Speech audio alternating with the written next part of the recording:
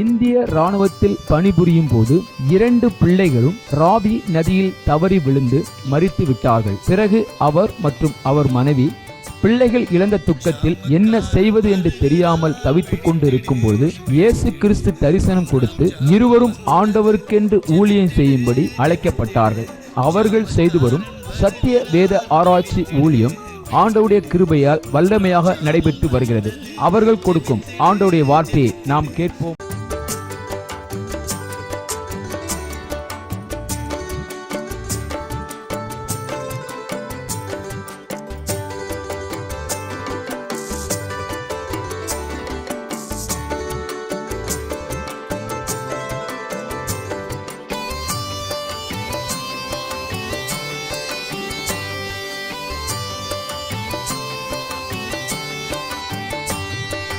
ஜாமக்காரன் வருகிறான், விழித்திடு விழித்திடு, 3ஆம் ஜாமம் வந்தது, ஜெபித்திடு ஜெபித்திடு.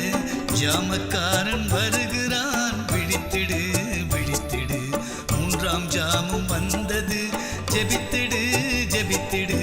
பரிசுத்த வசனத்தை தேடி நீயும் வாசி, படித்ததை மறவாமல் கருத்துடன் தியானி. பரிசுத்த வசனத்தை தேடி நீயும் வாசி, படித்ததை மறவாமல் கருத்துடன் தியானி. வார்த்தைகள் வல்லமையாய் ஞானமாய் பேசு, வாதைகள் வராது நம்பிக்கையே சாட்சி. வார்த்தைகள் வல்லமையாய் ஞானமாய் பேசு, வாதைகள் வராது நம்பிக்கையே சாட்சி. ஜாமக்காரன் வருகிறான், விழித்திடு விழித்திடு, 3ஆம் ஜாமம் வந்தது, ஜெபித்திடு ஜெபித்திடு.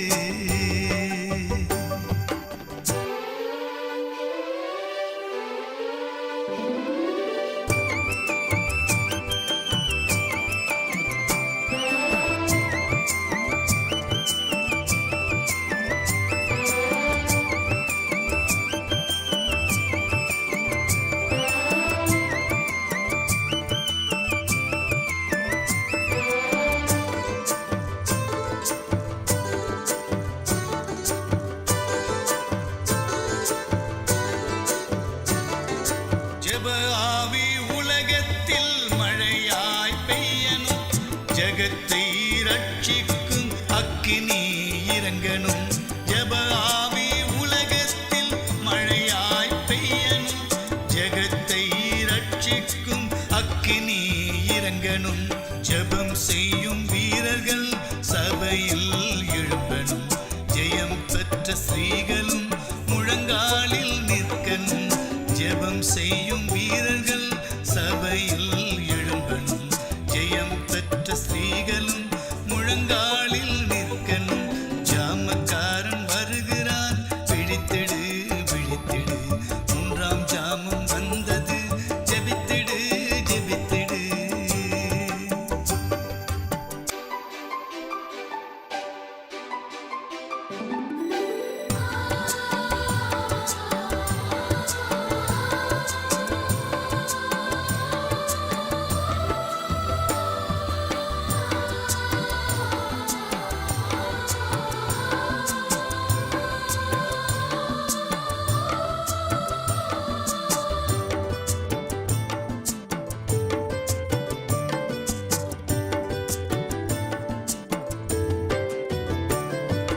யுத்த வீரன் கைகளில் சிலுவை கொடி தெரியுது, சீடன் பாடும் சங்கீதம் இமயத்தில் கேட்குது.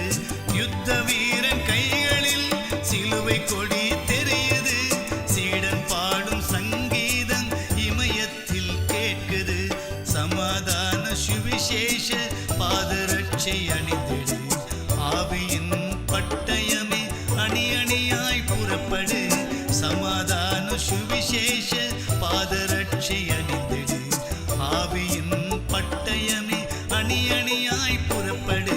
ஜாமக்காரன் வருகிறான், விழித்திடு விழித்திடு, 3ஆம் ஜாமம் வந்தது, ஜெபித்திடு ஜெபித்திடு.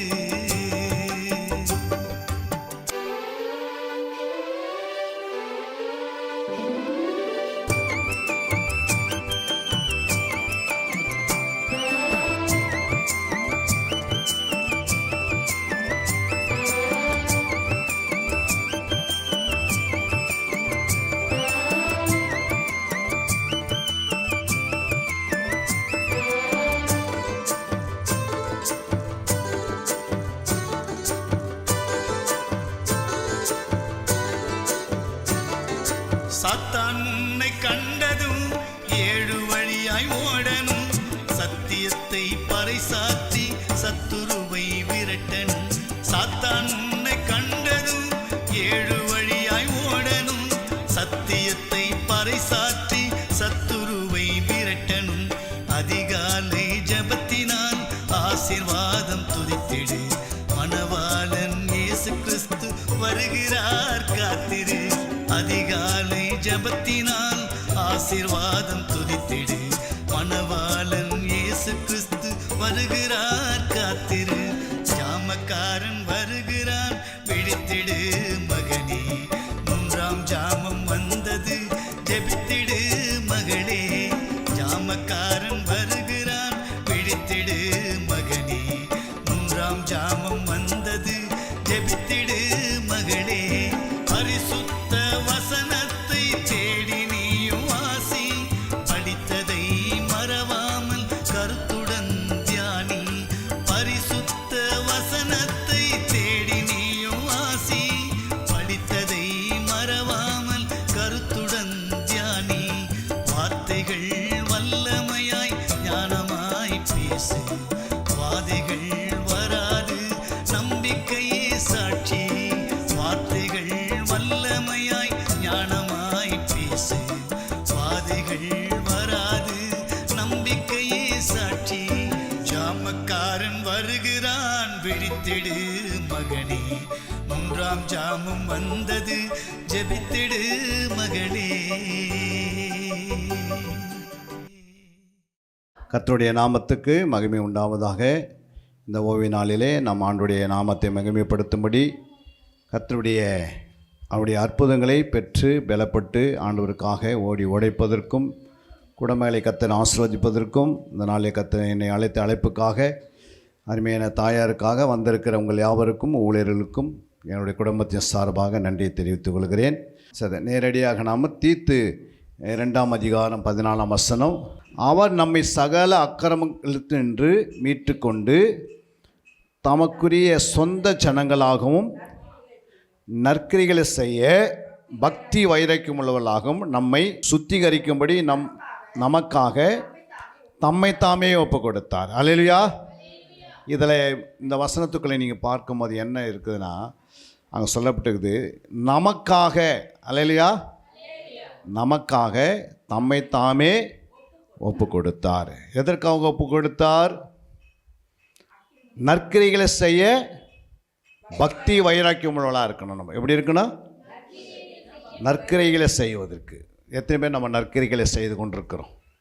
ஆண்டவருக்காக நீங்கள் என்ன செய்யணும்? தன்னை ஒப்பு கொடுத்தார். எஸ், எதுக்காக ஒப்பு கொடுத்தார்? நம்மை சுத்திகரிக்கும்படி தம்மை என்ன பண்ணார்? நமக்காக தம்மை தாமே என்ன பண்ணிட்டார்? சிலுவையில் ஒப்பு கொடுத்தார். அப்படின்னு ஜீவனை கொடுத்தார். அல்லேலூயா. யோசித்து பாருங்கள், யாருமே அப்படியேப்பட்ட காரியத்தை செய்யாமல் ஆண்டவராக இயேசு மட்டும் என்ன பண்ணியிருக்கிறாரு? நமக்காக சிலுவையில் ஜீவனை கொடுத்தார். புரியுங்களா? அப்போ ஜீவனை எது கொடுத்தாரு? எதுக்கம்மா கொடுத்தாரு? நற்கிரிகளை செய்ய நமக்குள்ளே பக்தி வைராக்கியம் இருக்கிறதா? அதுதான் ஆண்டவர் 2025 நம்ம எல்லாருக்குள்ளே என்ன இருக்கணும்? நற்கிரிகளை செய்வதற்கு ஒரு பக்தி வைராக்கியத்தை நாம் ஆயத்தப்படுத்தி கொள்ளணும். நம்ம அதுக்குள்ளே என்ன பண்ணோம்? நிலைத்து இருக்கணும். அதை செய்வதற்கு நம்ம என்ன பண்ணோம்? ஆண்டவருக்காக எழும்பணும். அல்லேலூயா. ஏன் அப்படின்னா, நம்மளை கர்த்தர் ரட்சித்து தேவனுடைய ஆலயத்தில் உட்கார வைத்திருக்கிறார். நம்ம தானாக ரட்சிக்கப்படலை, அவர் தன்னை ஒப்பு கொடுத்தனால நம்ம ரட்சிக்கப்பட்டு சபையில் சேர்க்கப்பட்டிருக்கிறோம். அல்லேலூயா. இங்கே அமர்ந்திருக்கிற ஒவ்வொரையும் ஆண்டவர் அவருடைய இரத்தத்தினால நம்மளை மீட்டெடுத்தார். அவருடைய ஜீவனை கொண்டு நம்மளை ரட்சித்திருக்கிறார். எதற்காக ரட்சித்தார் என்றால், எதற்காக தம்மை ஒப்பு கொடுத்தார் என்றால், ஆண்டவர் சொல்கிறார், நீங்கள் நற்கிரிகளை செய்வதற்கு பக்தி வைராக்கியம் நமக்குள்ள உருவாக்கணும். அல்லேலூயா.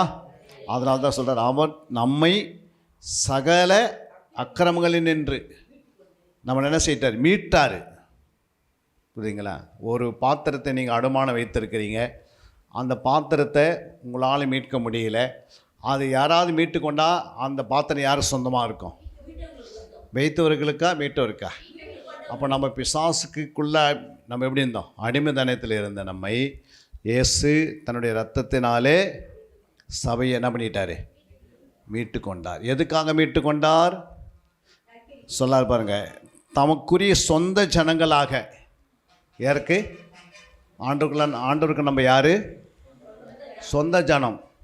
எதோ நம்ம அவங்கவுங்க நான் இந்த ஜனத்துக்குள்ளே இருக்கிற அந்த ஜனத்தை அப்படி இல்லை. அவருக்கு சொந்த ஜனமாக என்ன பண்ணிட்டார்? அப்போ ஒன்று மீட்டு எடுத்தான்னா அது யாருக்கு சொந்தமாகிடும்? நம்ம யாருக்கு சொந்தம் கிடையாது, உலகத்துக்கு சொந்தம் கிடையாது, நம்ம ஆண்டவருக்கு சொந்தமானவர்கள். அல்லேலூயா. அப்போ ஆண்டவருக்கு சொந்தமானவர்கள் எதுக்காக சொந்தமான நம்ம ஆக்கினார்? அவர் நற்கிரைகளை செய்ய பக்தி வைராக்கியம் நமக்குள்ளே உருவாகி இருக்குதா? அப்போ நற்கிரையை செய்யணுன்னா நம்ம தானாக செய்ய முடியாது. அவர் அந்த நற்கிரையை செய்வதற்கு, நம்ம நற்கிரையை செய்வதற்கு பரிசுத்த ஆவியான நமக்கு உதவியாக இருக்கிறார். அல்லேலூயா. அப்போ பரிசுத்த ஆவியான எதுக்காக கொடுக்கப்பட்டிருக்கிறது? நம்ம நற்கிரைகளை பக்தி வைராக்கியமாக செய்ய வேண்டும் என்று ஆண்டவருடைய சித்தமாக இருக்கிறது. அப்போஸ்தலர் 9:36 சொல்லப்பட்டிருக்கிறது. பேதுரு எழுந்து அவர்களுடனே கூட போனான். அவன் போய் சேர்ந்த பொழுது அவர்கள் அவனை மேல் வீட்டுக்கு அடைத்து கொண்டு போனார்கள். அப்பொழுது விதவைகள் எல்லாரும் அழுது தொற்கால் தங்களுடனே கூட இருக்கையில் செய்திருந்த அங்கிகளையும் வஸ்திரங்களையும் காண்பித்து அவன் என்ன செய்திருக்கிறாங்க? சூழ்ந்து நின்றார்கள். பேதுரு எல்லாரையும் வெளியே போக செய்து முழங்காற்படியிட்டு ஜெபம் பண்ணி பிரேதத்தின் புறமாய் திருப்பி தபித்தாலே எழுந்திரு என்றான். அப்பொழுது அவள் தன் கண்களை திறந்து பேதுரை பார்த்து உட்கார்ந்தாள். அல்லேலூயா. 38ஆம் வசனம் சொல்லுகிறது, யோப்பா பட்டணம் லித்தா ஊருக்கு சமயமானபடியினாலே பேதுரு அவ்விடத்தில் இருக்கிறான் என்று சீஷர்கள் கேள்விப்பட்டு தாமதமில்லாமல் தங்களிடத்தில் வர வேண்டும் என்று சொல்லும்படி 2 மனுஷரை அவனிடத்தில் அனுப்பினார்கள். எதுக்கு பேதுரு வராரு? தபித்தாலே எழுப்புவதற்காக வராரா, இல்லை தபித்தாலே பார்த்து விட்டு போகிறதுக்காக வராரா? டெட் பாடி ஏன் எழுப்புகிறாரு? அதுதான் 36 சொல்கிறார் பாருங்க. யோப்பா பட்டணத்தில் கிரேக்க பாஷையிலே தொற்கால் என்று அர்த்தம் கொள்ளும் தபித்தால் என்னும் பெயருடைய ஒரு சீசி இருந்தாள். அவள் நற்கிரைகளின் தர்மங்களையும் மிகுதியாய் செய்து கொண்டு வந்தாள். யாரு? இந்த தபித்தால் நற்கிரைகளை செய்ததுனால அவன் மறுபடியும் உயிர்ப்பிக்க வேண்டியதாக இருந்தது. இல்லையா? நீங்கள் நற்கிரைகள் செய்ய அப்படின்னா மறுபடியும் என்ன பண்ண முடியாது? உயிர்ப்பிக்க முடியாது. அதனால தான் ஆண்டவர் சொல்கிறாரு, அவள் ஒரு சீசியாக இருந்தாள். என்ன இருந்தாங்க? சீசினா என்ன? தன்னைத்தான் வெறுத்தவர்கள் சீசிகள், தன்னைத்தான் தன் சிலுவை எடுத்துக்கொண்டு சுமக்கிறவர்கள் சீசிகள், தன்னிடத்தில் கற்றுக்கொள்பவர்கள் சீசிகள். புரியுங்களா? தன்னிடத்தில் எல்லாத்தையும் விட்டு வருபவள் சீசி, உலகத்தை விட்டு ஆண்டவரை பின்பற்றுகிறவர்கள் சீசிகள். அப்போ இந்த அம்மா என்ன பண்ணிக்கிறாங்க? இவ்வளோ நற்கிரியை செய்திருக்கிறாங்க. புரியுங்களா? இதில் ஏதாவது ஒரு நற்கிரியை நம்ம செய்கிறோமான நம்மை நாம என்ன செய்யணும்? இன்னைக்கு நம்மை நாமே ஆராய்ந்து பார்க்கணும். புரியுங்களா?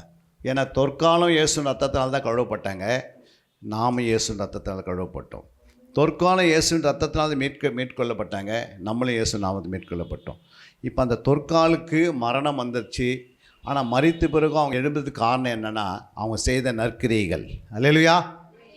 அது பக்தி வைராக்கியமாக அங்கே செய்திருக்கிறோம். அப்போ நம்ம இங்கே அமர்ந்திருக்கிறவங்க எல்லாருக்குள்ளேயும் என்ன இருக்கணும்? நற்கிரிகள் செய்வதற்கு ஒரு பக்தி வைராக்கியம் நமக்குள்ளே இருந்தால்தான் இந்த பட்டணத்தில் நம்மளை கர்த்தர் உயர்த்துவார். அல்லேலூயா.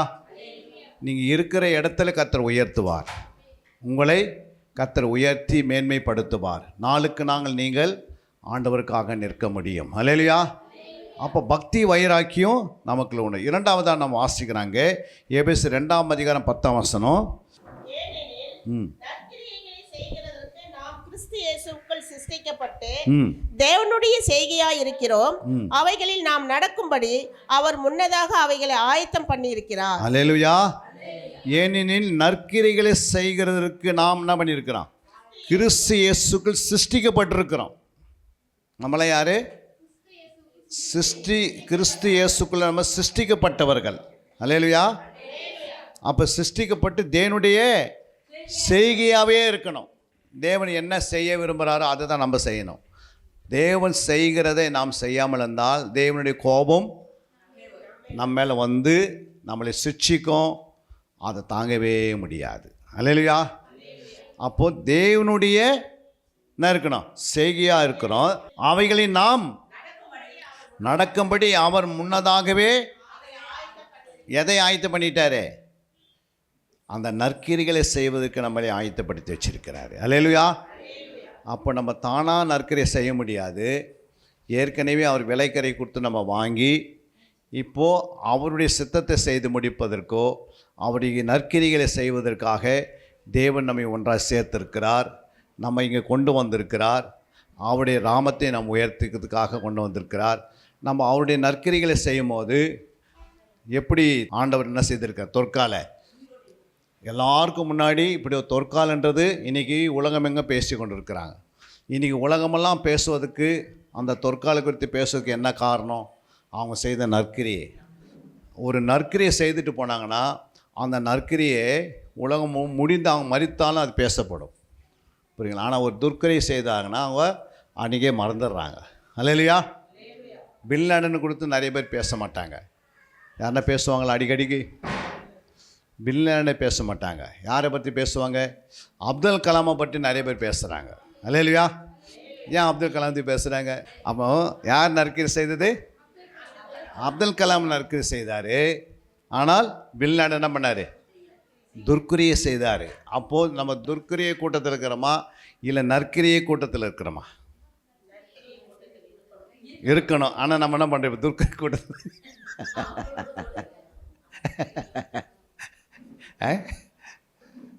ஆலயத்துக்கு வந்துட்டோம். கலப்பின் மேலே கையை வச்சு என்ன பண்ணிட்டோம்? கலப்பின் மேலே கையை வச்சிட்டோம். லோத்தினுடைய மனைவி போல் என்ன பண்ணக்கூடாது? அடிக்கடிக்கு அப்படி திரும்பி பார்த்தா அவனுடைய நிலைமை என்னாவும்? லோத்தின் மனையாக போயிடுவான். புரியுங்களா? அந்த உப்பு தூண் எதுக்குமே யூஸ் ஆகலை. புரியுங்களா? அவங்க உப்பாக இருக்கிறாங்க, ஆனால் என்ன பண்ண முடியல? யூஸ் ஆகலை. அல்லேலூயா. அப்போ ஆண்டவர் சொல்கிறாரு, ஒரு தொற்காலை போல் நம்ம நற்கிரிகளை செய்து முடிக்கணும். அல்லேலூயா. எதுக்காக செய்யணும்னு சொல்லிட்டார்? நம்மளை அவர் சொந்த ஜனங்களாக என்ன பண்ணிட்டு இருக்காரு? நம்மளே விலைக்கரை கொடுத்துட்டாரு. புரியுங்களா? நம்ம எந்த ஜனம் சொன்னார்? சொந்த ஜனம். ஆண்டவருக்கு சொந்த ஜனம், பரலோகத்துக்கு சொந்த ஜனம். புரியுங்களா? நம்ம ஏதோ இங்கே சொந்தக்கார இருக்கிறாங்க அதை வச்சு போய் நம்ம புகழகத்துக்கு இல்லை. நம்ம எல்லாமே பரலோகத்து சொந்தமானவர்கள். அல்லேலூயா. அப்போ பரலோகத்து சொந்தமானவர்கள் நற்கிரியை செய்வதுக்கு எப்பவுமே என்ன செய்யணும்? பக்தி வைராக்கியமாக இருக்கணும். ஆயத்தன்றது முடிவு. புரியுங்களா? ஆனால் அதுக்கு நடுவில் பக்தி வைராக்கியம் தான் அந்த ஆயத்தத்தை செய்ய முடியும். அல்லேலூயா. அடுத்து இன்னொரு வசனத்தை பாருங்க. அங்கே தீத்து 3:8. இந்த வார்த்தை உண்மையுள்ளது. தேவனிடத்தில் விசுவாசமானவர்கள் நற்கிரைகளை செய்ய ஜாக்கிரதையாய் இருக்கும்படி நீ இவைகளை குறித்து திட்டமாய் போதிக்க வேண்டும் என்று விரும்புகிறேன். இவைகளே நன்மையும் மனுஷருக்கு போஜனமானவைகள். அல்லேலூயா. இந்த வார்த்தை எந்த வார்த்தை? இப்போ நான் பேசி கொண்டிருக்கிற வார்த்தை உண்மை உள்ளதான். ஏதோ நான் என்ன செய்யலை, என் புத்தகத்திலேருந்து எடுத்து வாசிக்கலை, சொல்லலை. அல்லேலூயா. இந்த வார்த்தை உண்மை உள்ளது. தேவனிடத்தில் என்ன பண்ணுங்க? விசுவாசமானவர்கள். அப்போ நம்மளாம் யார்? நம்ம எல்லாம் விசுவாசமானவர்கள். நம்ம நற்கிரைகளை செய்ய ஜாக்கிரதையாயிருங்கள். அல்லேலூயா. அப்போ தொற்கால் நற்கிரியை செய்தாங்க. ஆனால் நம்ம செய்து கொண்டிருக்கிறோமான்னு நம்ம ஆராய்ந்து பார்த்துனே இருக்கணும். இப்போ நற்கிரினா என்ன? அது நமக்கு தெரியணும்ல. அப்போ நற்கிரினா என்ன? ஃபஸ்ட்டு நம்ம நற்கிரினா புரியுங்களா? நம்ம ஜெபிக்கிறதா நற்கிரியே. அல்லேலூயா. தானியேல் என்ன செய்தாரா? 3 வாரம் ஜெபம் பண்ணார், 3 நாளும் ஜெபம் பண்ணார். எத்தனை நாள்? 3 வாரம் 21 நாள் ஜெபம் பண்ணார், 3 நாளும் ஜெபித்தார். 3 வேலையை என்ன பண்ணியிருக்கிறார்? முழங்காலிலே ஜெபித்தார். 3 வேலை முழங்காலில் நின்னார், 3 நாளும் ஜெபித்தார். 3 வாரமும் ஜெபித்தார். அதனால் ஆண்டவர் என்ன சொன்னார் தானியேலுக்கு, நீ போய் இளைப்பாரி கொண்டு இரு. என்ன சொன்னார்? நான் ஏற்ற நேரம் வரும்போது உன்னை எழுப்பி கொண்டு போவேன். அல்லேலூயா. அப்போ தானியேலை ஆண்டவர் எப்படி எழுப்பினார்? தானியேலை கர்த்தர் எப்படி எழுப்பினார்? எப்பவுமே எழுப்பினார்? எழுப்பிட்டாரா? உன்னை எழுப்பல இலைப்பாரி கொண்டு இருக்கிறாரா? தானியேலுக்கு ஆண்டவர் சொன்னார், நீ போய் என்ன பண்ணு, இலைப்பாரி கொண்டு இரு, ஏற்ற நேரம் வந்து நான் உன்னை எழுப்புன்னு சொன்னார். எப்போ எழுந்தாங்க? அதுக்கு தான் பைபிள் கிளாஸ் வரணும். அல்லேலூயா. சத்தியத்தை கற்றுக்கொள்ளணும். புரியுங்களா? கற்றுக்கொள்வதுக்கு என்ன வேணும்? ஒரு நல்ல இருதயம் இருந்தால் கற்றுக்கொள்வாங்க. அசுத்தமான இருதயமோ தேவையில்லாத இருதயம் தான் கற்றுக்கொள்ள முடியாது. சத்தியத்தெல்லாம் நீ அர்ப்பணிக்காமல் ஆண்டவன் இருதயத்திலே வரவே முடியாது. அவங்களுக்கு இருதயத்தை அர்ப்பணிக்கணும். வாஸ்து பாருங்கள், அந்த வசனம் என்ன சொல்வது? எப்போ எழுப்பினார் என்றால் 27:52 மத்தேயுல. கல்லறைகளும் திறந்தது, நித்திரை அடைந்திருந்த அநேக பரிசுத்தவான்களுடைய சரீரங்களும் எழுந்திருந்தது. பாருங்க, கல்லறைகளும் திறந்தது, நித்திரை அடைந்திருந்த அநேக பரிசுத்தவான்களுடைய சரீரங்களும் எழுந்திருந்தது. அப்போ அநேகருடைய பரிசுத்தவான்களுக்குள்ள தானியேல் இருந்தார் இல்லையா? அப்போ ஏன் தெரியல இந்த வசனம்? அல்லேலூயா. அப்போது சிறைப்பட்டவர்களே, நான் என்ன செய்கிறேன்? சிறைப்பட்டவர்களை சிறையாக்கினார் ஆண்டவர். என்ன பண்ணார்? சிறையாக்கிட்டார். சிறையாக்கினா என்னன்னா உன்னதத்துக்கு ஏறினார். சிறைப்பட்டவர்கள் சிறையாக்கி உன்னதத்துக்கு ஏறி கர்த்தர் கொண்டு போய் என்ன பண்ண இலைப்பாறுகள் வச்சுட்டார். இப்போ தானியேல் எங்கே இருக்கிறாரு? ஆபிரகாம் அடியில் போயிட்டார் சந்ததியாக. அல்லேலூயா. ஆபிரகாம் எங்கே இருக்கிறாரு? பேரடைஸுக்குள்ளே இருக்கிறாரு. எங்கே இருக்கிறாரு? பரதேசிக்குள்ளே. அந்த பரதேசிக்குள்ளே யாருக்குது? இந்த கல்லறையிலேருந்து திறந்து நித்திரை அடைந்திருந்த அநேக பரிசுத்த சரீரங்களும் எழுந்திருந்தது. ஆனால் என்ன பண்ணலாம் அவங்க? 53 சொல்கிற பாருங்க, அவர் உயிர்த்தெழுந்த பின்பு. ஏன் அவர் உயிர்த்தெழுந்த பிறகு கல்லறை விட்டு புறப்படுறாங்க? ஜீவனை கொடுக்கும் போது, ஆவி ஒப்புவிக்கும் போது, பிதாவே என் ஆவியை ஒப்புவிக்கிறேன் அப்படின்னு சொன்ன பிறகு என்ன ஆயிடுச்சு? கல்லறை திறக்குது. அவர் உயிர்த்தெழுந்தும் போது கல்லறையில் இருக்கிறவங்க அவரோட வராங்க. அப்போது அவர் கல்லறையிலே என்ன பண்ணினார்? சிலுவையில் அவர் தன் ஆவியை ஒப்பு கொடுக்கும் போது கிறிஸ்துக்குள் மரித்தவர்கள், பழைய ஏற்பாட்டினுடைய பரிசுத்தவான்கள், புரியுங்களா, படுத்திருந்தவங்க என்ன பண்ணாங்க? கல்லறைங்கள்லாம் திறந்துடுச்சு. புரியுங்களா? ஏன் திறந்துச்சுன்னா இவர்கள் திறந்து எழுந்து அங்கே நிற்கிறாங்க, கல்லறையிலேயே நிற்கிறாங்க. புரியுங்களா? இப்போது இயேசு கிறிஸ்து உயிர்த்தெழுந்த போது இயேசுடைய கல்லறை திறந்துச்சு. இப்போ இயேசு கல்லறை விட்டு எங்கே வந்துட்டார்? வெளியே வந்துட்டார். அப்போ இயேசு கல்லறை விட்டு வெளியே வந்ததுனால அப்புறம் என்ன சொல்கிறாங்க? கல்லறை விட்டு புறப்பட்டு பரிசுத்த நகரத்தில் பிரவேசித்து உயிர்த்தெழுந்த போது அவங்க என்ன பண்ணாங்க? இவருக்கு கல்லறை விட்டு புறப்படுகிறாங்க. அவர் உயிர்த்தெழுந்த பிறகு அப்போ உயிர்த்தெழுந்த ஆவி அவங்களுக்குள்ள வருது. அல்லேலூயா. ஃபஸ்ட்டு அவர் ஆவியை ஒப்பு கொடுக்கும்போது ஆவி அவங்களை எடுப்பது. உயிர்த்தெழுந்தருடைய ஆவி யாருக்குள்ளே வந்துடுச்சு? கல்லில் எழுந்து நிற்கிறவங்களுக்குள்ளே வந்து புறப்பட்டு பரிசுத்த நகரத்தில் பிரவேசித்து அநேகர்களுக்கு என்ன பண்ணியிருக்கிறாங்க? காணப்பட்டார்கள். புரியுங்களா? அது பிறகு கல்லறையில் யாருமே இல்லை. இன்னிலேருந்து இன்றைக்கும் கல்லறையில் கிறிஸ்துக்குள்ளே மறிக்கிறவங்க கல்லறையில் இல்லை. ஆனால் நம்ம என்ன பண்ணுறோம்? அடிக்கடி கல்லறை போய் பார்த்துட்டு வரோம். அடிக்கடி வருஷம் என்ன பண்ணுறோம்? கல்லறை பார்க்குறோம். அதுக்கு இடத்துல அந்த இடத்துல யாருக்காவது 100 பேர் கூப்பிட்டு சாப்பாடு போட்டு அவங்களுக்கு ஆத்மா அர்ச்சிப்பை நடத்தலாம். அதுதான் நற்கிரியை. அல்லேலூயா. அந்த டைமை நம்ம கொடுத்துருக்கிறாரு. நம்ம வீட்டில் யார் மறித்திருந்தாலும் அந்த நாள் என்ன செய்யணும்? நம்மளால் முடிஞ்சால் ஒரு 100 பேருக்கு ஏழைகளை கொண்டு வந்து, திக்கற்றவர்களை கொண்டு வந்து, புரியுங்களா, விதவைகளை கொண்டு வந்து, அநேக விதவைகளுக்கு என்ன செய்யணும்? நல்ல ஒரு ஆகாரம் கொடுத்து அவங்களுக்கு நல்ல ஒரு வஸ்திரத்தை கொடுத்தா அந்த நற்கிரியை உங்களுக்கு பரலோகத்தில் ஜீவபுஸ்தகத்தில் எழுதுகிறார் ஆண்டவர். அல்லேலூயா. ஒன்று ஜபம் சொன்ன நற்கிரியை, 2வது நீங்கள் செய்கிறீங்க பாருங்கள், அது நற்கிரியை. அல்லேலூயா. அப்போ பாருங்கள், 100க்கு அதிபதி அவனோட கூட இயேசுவை கண்டு மிகவும் பயந்து மெய்யாகவே இவர் தேவனுடைய குமாரன் என்றார். யார் சொன்னது? நூற்றுக்கு அதிபதி சொன்னாரு. எந்த பண்ணாரு? இல்ல, நூற்றுக்கு அதிபதி என்ன சொன்னாரு? இயேசுவை காவல் காத்திருந்தவர்களும் பூமி அதிர்ச்சியையும் சம்பவித்த காரியங்களையும் கண்டு மிகவும் பயந்து மெய்யாகவே இவர் தேவனுடைய குமாரன் என்றார்கள். அப்படி யார் சொன்னது? நூற்றுக்கு அதிபதி சொல்றாரு. சொன்னார் இல்லைங்களா? இப்போ இந்த நூற்றுக்கு அதிபதியை நம்ம பார்க்கலாம். போயிட்டு 10ஆம் அதிகாரம் 4ஆம் வசனம் வாசிங்க. அப்போஸ்தலர் அவனை உற்று பார்த்து பயந்து ஆண்டவரே என்ன என்றான். அப்பொழுது அவன் உன் ஜெபங்களும் உன் தர்மங்களும் தேவனுக்கு நினைப்பூட்டுதலாக அவர் சந்நிதியில் வந்தெட்டி இருக்கிறது. அல்லேலூயா. அப்ப யார் இவரு? இவர் நூற்றுக்கு அதிபதி. எங்க வந்துட்டார்? நூற்றுக்கு அதிபதி எங்கம்மா வந்தாரு? இத்தாலியா பட்டாளம் எண்ணப்பட்ட பட்டாளத்திலே நூற்றுக்கு அதிபதியாகிய கொர்நேலியு என்ன பெயர் கொண்ட ஒரு மனுஷன் செசரியா பட்டணத்தில் இருந்தான். அவன் தெய்வ பக்தி உள்ளவனும் தன் வீட்டார் அனைவரோடும் தேவனுக்கு பயந்தவனாமாராய்ந்து ஜனங்களுக்கு மிகுந்த தர்மங்களை செய்து எப்போது தேவனை நோக்கி ஜெபம் பண்ணி கொண்டிருந்தான். இந்த நூற்றுக்கு அதிபதி எங்கே பார்க்குறோம் நம்ம? ஒரு நாள் தேவனுடைய குமாரன் எழுந்து வந்தானாங்க. அவர் பார்த்துட்டாரு. அல்லையா? அதுதான் இவர் ரசிக்கப்படுறாரு. இவர் ஜெபம் பண்ணுகிறார். இவனுக்கு ஒன்றும் இவர் ரசிக்கப்படலை. ஆனால் என்ன பண்ணுறாரு? ஜெபம் பண்ணினே இருக்கிறாரு. தான தர்மம் பண்ணினே இருக்கிறாரு. இப்போ சொல்கிறாரு, உன் ஜெபங்கள் என்ன பண்ணிச்சு? பரலோகத்துக்குள்ளே வந்தாச்சு. எங்கே வந்தாச்சு? எங்கே வந்தது பாருங்க. உன் ஜெபங்களும் உன் தர்மங்களும் தேவன் எங்கே இருக்கிறாரு? பரலோகத்தில் இருக்கிறாரு. புரியுங்களா? அப்போ ஒருத்தர் கீழே தர்மம் செய்கிறாங்கன்னு வச்சுக்கோ, கீழே ஜெபம் பண்ணுறாங்கன்னா அந்த ஜெபம் ஆண்டவருக்கு என்ன போயிடுது? நினைப்பூட்டுதாக இருக்கிறது. அல்லேலூயா.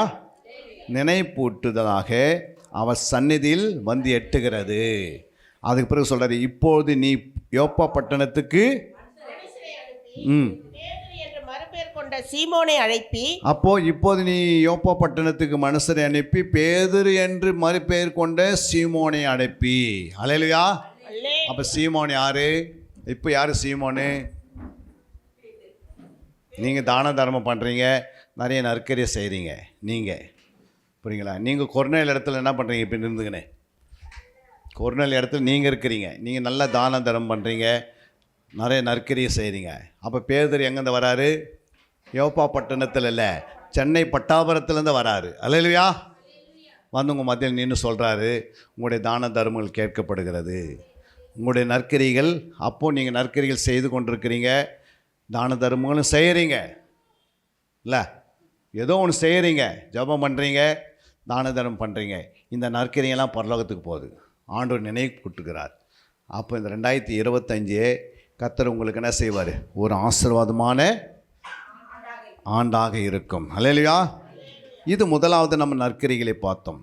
இரண்டாவதாக நாம் பார்க்க வேண்டியது, நம்ம அங்கே வாசிக்கலாம், எபிரேயர் 9ஆம் அதிகாரம் 14ஆம் வசனம். நித்திய ஆவியினாலே தம்மை தாமே பழுதற்ற பலியாக தேவனுக்கு ஒப்பு கொடுத்த கிறிஸ்துடைய ரத்தம் ஜீவனுள்ள தேவனுக்கு ஊழியம் செய்வதற்கு உங்கள் மனசாட்சி செத்த கிரைகளற சுத்திகரிப்பது எவ்வளவு நிச்சயம். அல்லேலூயா. இப்போ ஆண்டவர் என்ன செய்திருக்கிறாரு? நித்திய ஆவியினாலே தம்மை தாமே பழுதற்ற பலியாக தேவனுக்கு ஒப்பு கொடுத்துட்டாரு. கிறிஸ்துனுடைய ரத்தம் ஜீவனுள்ள தேவனுக்கு என்ன பண்ணான்? ஊழியம் செய்வதற்கும் மனசாட்சியை சுத்திகரிப்பது. 2 காரியத்தை செய்கிறாரு ஆண்டவர். 1 ஊழியம், 2 இல்லைம்மா 2 மனசாட்சி. இப்போ உங்களுடைய மனசாட்சி அப்படியே தொட்டு பாருங்கள். நீங்கள் ஊழியம் செய்கிற மாதிரி இருக்குதா? ஊழியத்தை நீங்கள் தடை பண்ணுகிறதா இருக்கிறீங்களா? இல்லை ஊழியம் செய்து கொண்டே இருக்கிறீங்களா? உங்கள் மனசாட்சி சொல்லுது. நீங்கள் அங்கே உங்கள் மனசில் கையை வச்சு சொல்லுங்கள், நான் ஊழியம் செய்ய போகிறேன், செய்து கொண்டிருக்கிறேனா, இல்லை செய்ய போகிறேனா, இல்லை மனசாட்சியில் சொல்லுண்டு மனசாட்சி பலவீனம் அடைஞ்சுனுக்குதா? செய்து கொண்டிருக்கிறீங்க. யார் யார் அவங்ககிட்ட கரங்களை உயர்த்துங்க. ஊழியம் செய்யுங்க. மற்றவங்க ஊழியம் அங்கே சொன்னார் பாருங்க, அவருடைய ரத்தம் எதுக்கா?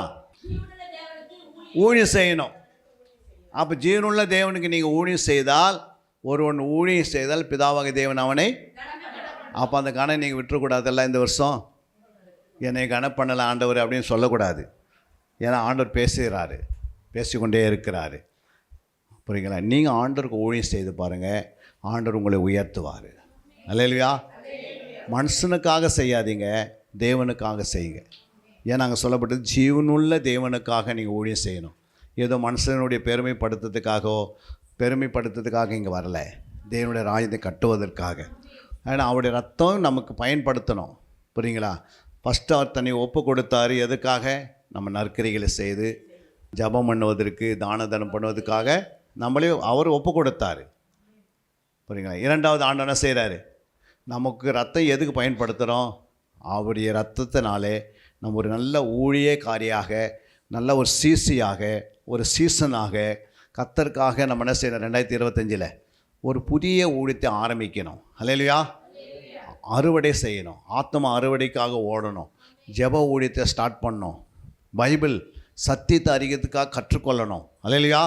ஒரு நல்ல சீசன் கற்றுக்கொள்பவன், ஒரு நல்ல சீசன் தன்னைத்தான் வெறுக்கிறவன், ஒரு நல்ல சீசன் எல்லாத்தையும் விட்டு விடுகிறவன், ஒரு நல்ல சீசன் சிலுவை சுமக்கிறவன். சரிங்களா? அப்போது அவர் எங்களுடைய சிலுவை சுமன்னு சொல்ல, ஏசு சொல்கிற என்னுடைய சிலுவை சுமந்து வா, என்னுடைய ரட்சிப்பின் பாத்திரத்தை எடுத்துக்கோ கையில். அப்போ நீங்கள் எடுத்தீங்கன்னா கர்த்தர் உங்களை கனப்படுத்துவார். ஊழியம் என்பது என்ன? அவர் சித்தத்தை செய்யணும்.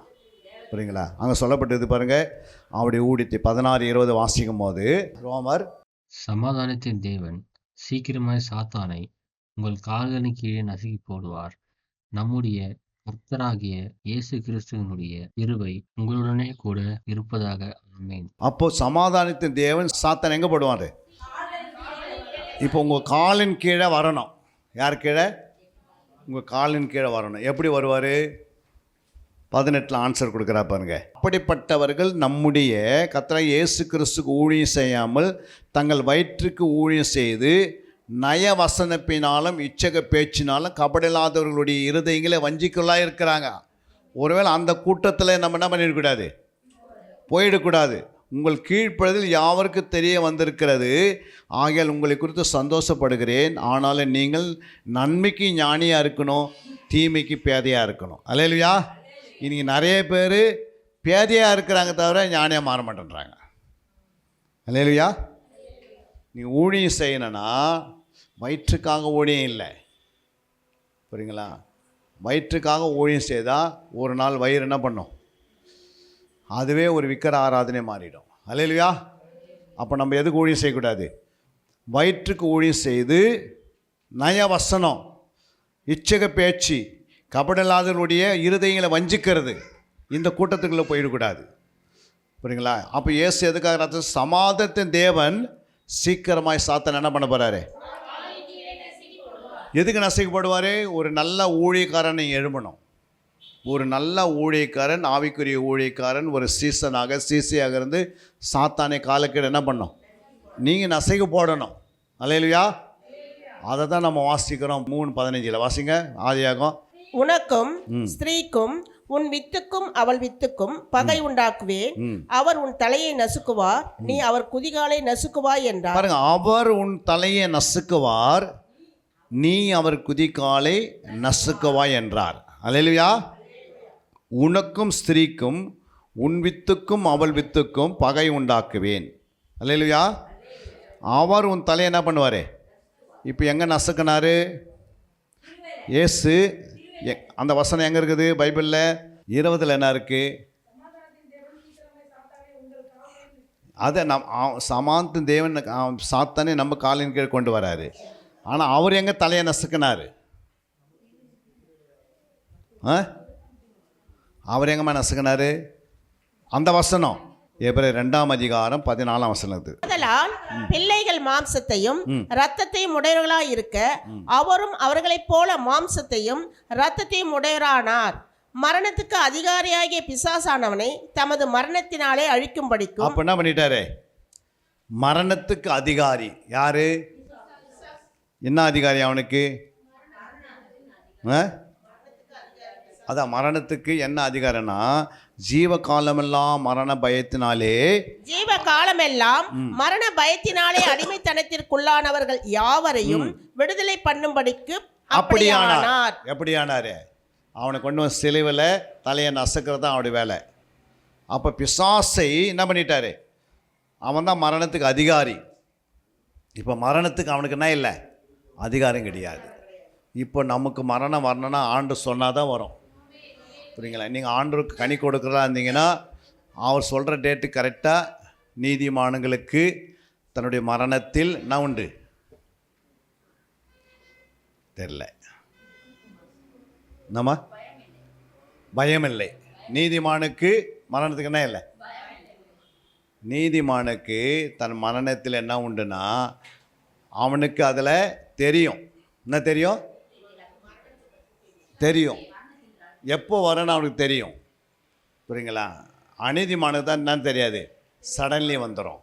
ஆனால் நீதிமானுக்கெலாம் சடன்லி வராது. அல்ல இல்லையா? ஏன் வராது அப்படின்னா நீதிமானுக்கு ஆண்டு சொல்லுவார். புரியுங்களா? நீ உனக்கு மரணம் வரப்போகுது, மோசே உனக்கு மரணம் வரப்போகுது அப்படின்வார்.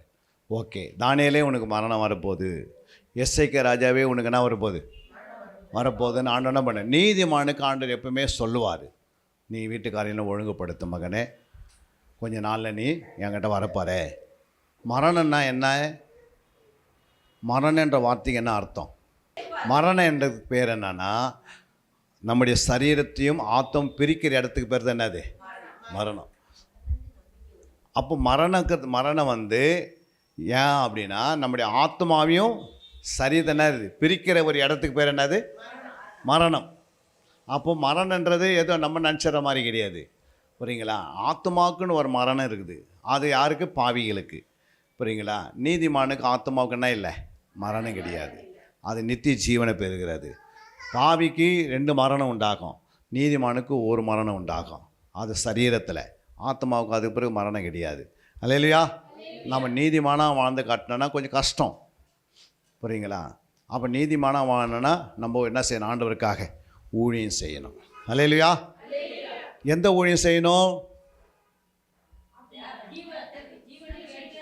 ஆத்மா ஆதாயம். புரியுங்களா?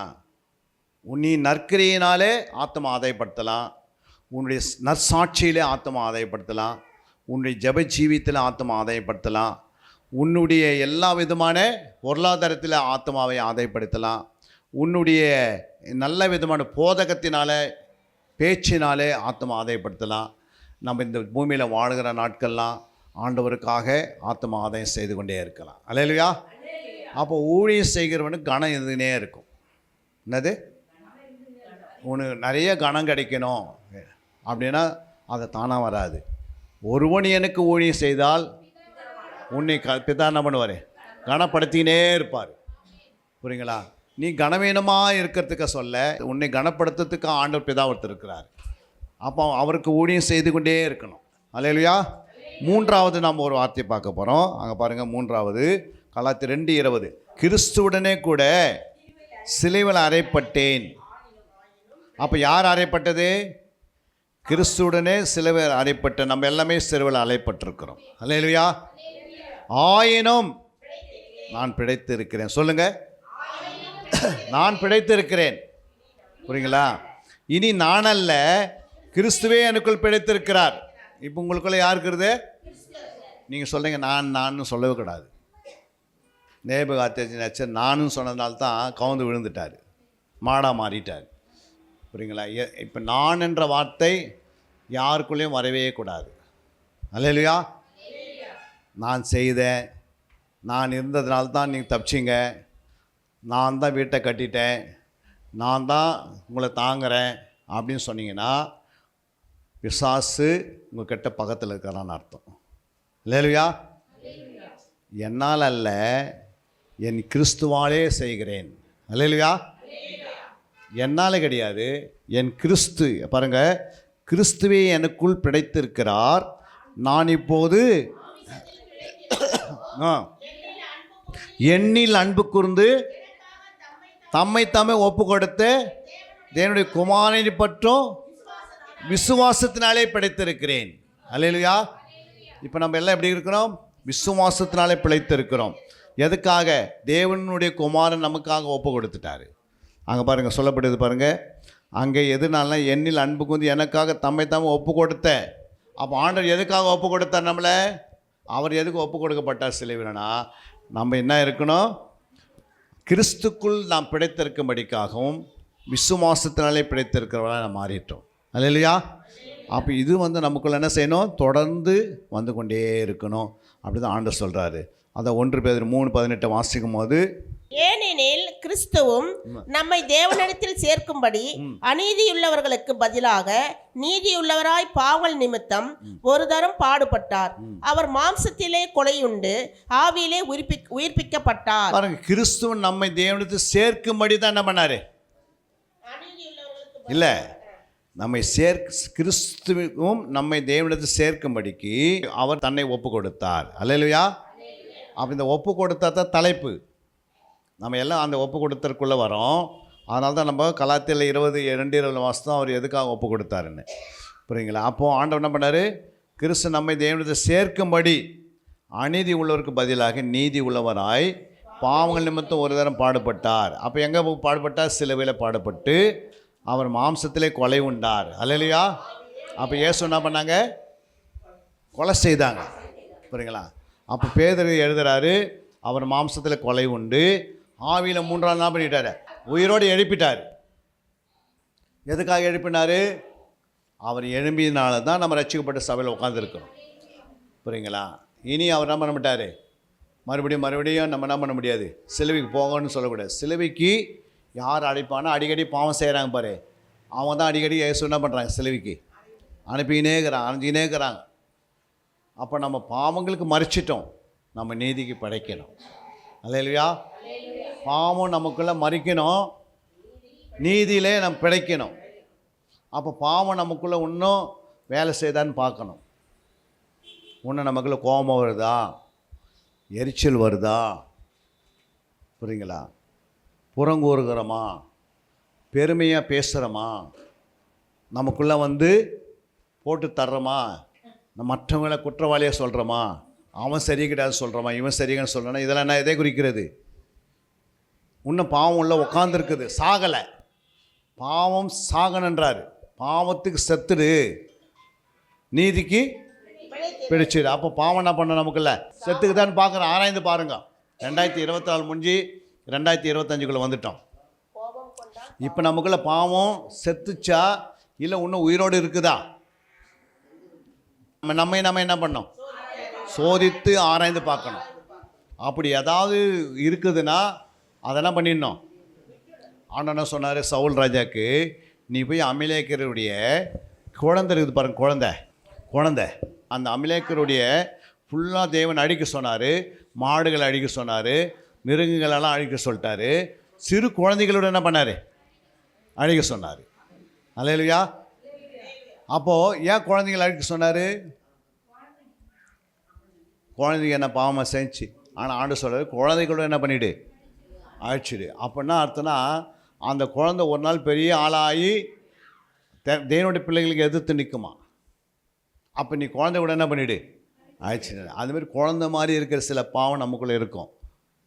கிண்டல் பண்ணுறது, பரியாசம் பண்ணுறது, கேலி பண்ணுறது, ஏமாத்துறது, பொய் சொல்கிறது, அடிக்கடிக்கு என்ன பண்ணுறது? சர்ச்சுக்கு வர்றது, லேட்டாக வர்றது, அப்புறம் அப்படியே வர்றது, வராதே போயிடுறது. அல்லேலூயா. இதெல்லாம் எதை குறிக்கிறது? ஏதோ ஒரு பாவம் உள்ள என்ன பண்ணுது? நம்மளை தூண்டிக்கினே இருக்குது. ஆனால் நம்ம ஆவியில் வளர்றவர்கள் அந்த பாவத்துக்கு இடம் கொடுக்கவே கூடாது. புரியுங்களா? பாவத்துக்கு செத்துட்டோம், நீதிக்கு பிழைக்கணும். சிலருடைய பாவம் சாகாதனால இந்நாள் வரைக்கும் நமக்கு அது என்ன பண்ணுது? நம்மளை வேதனைப்படுத்தினே இருக்குது. அல்லேலூயா. பைபிள் வாசிக்காதே, ஜெபம் பண்ணாதே, கொஞ்ச நேரம் என்ன பண்ணாதே, எழுந்து ஜெபம் பண்ணு சொன்னால் போய் படுத்து தூங்கினுருன்னு சொல்லும்.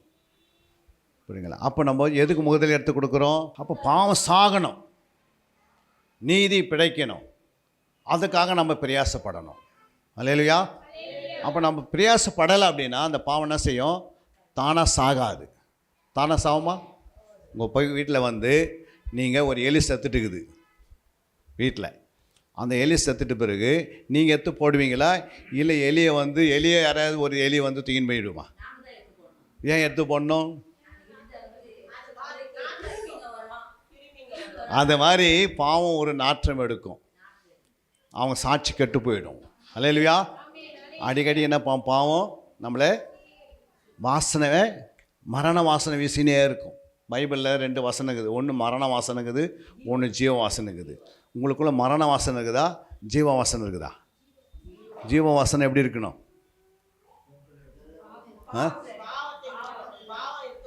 இல்லை, அதுக்கு இடமே இல்லை. ஜீவ வாசனை உண்டாயிடுச்சுன்னா அதை பிறகு நீங்கள் ஆண்டவருக்காகவே வாடுவீர்கள். புரியுங்க? யாருக்கு? அவருக்காகவே வாடுவீர்கள், அவருக்காகவே மரிப்பீர்கள், அவருக்காகவே ஜீவிப்பீர்கள், அவருக்காக சாப்பிடுவீங்க. எது செய்தாலும் அவருக்காகவே போயிடும். பிழைத்தாலும் அவருக்கு, மரித்தாலும் அவருக்கு. இந்த எண்ணம் எப்போ வரும்னா இந்த பாவம் செத்தா தான். 1 பேதுரு 2:21 சொல்கிறாரு, வாசிங்க. நாம் பாவங்களுக்கு செத்து நீதிக்கு பிழைத்திருக்கும்படிக்கு அவர் தாமே தமது சரீரத்திலே நம்முடைய பாவங்களை சிலுவையின் மேல் சுமந்தார்.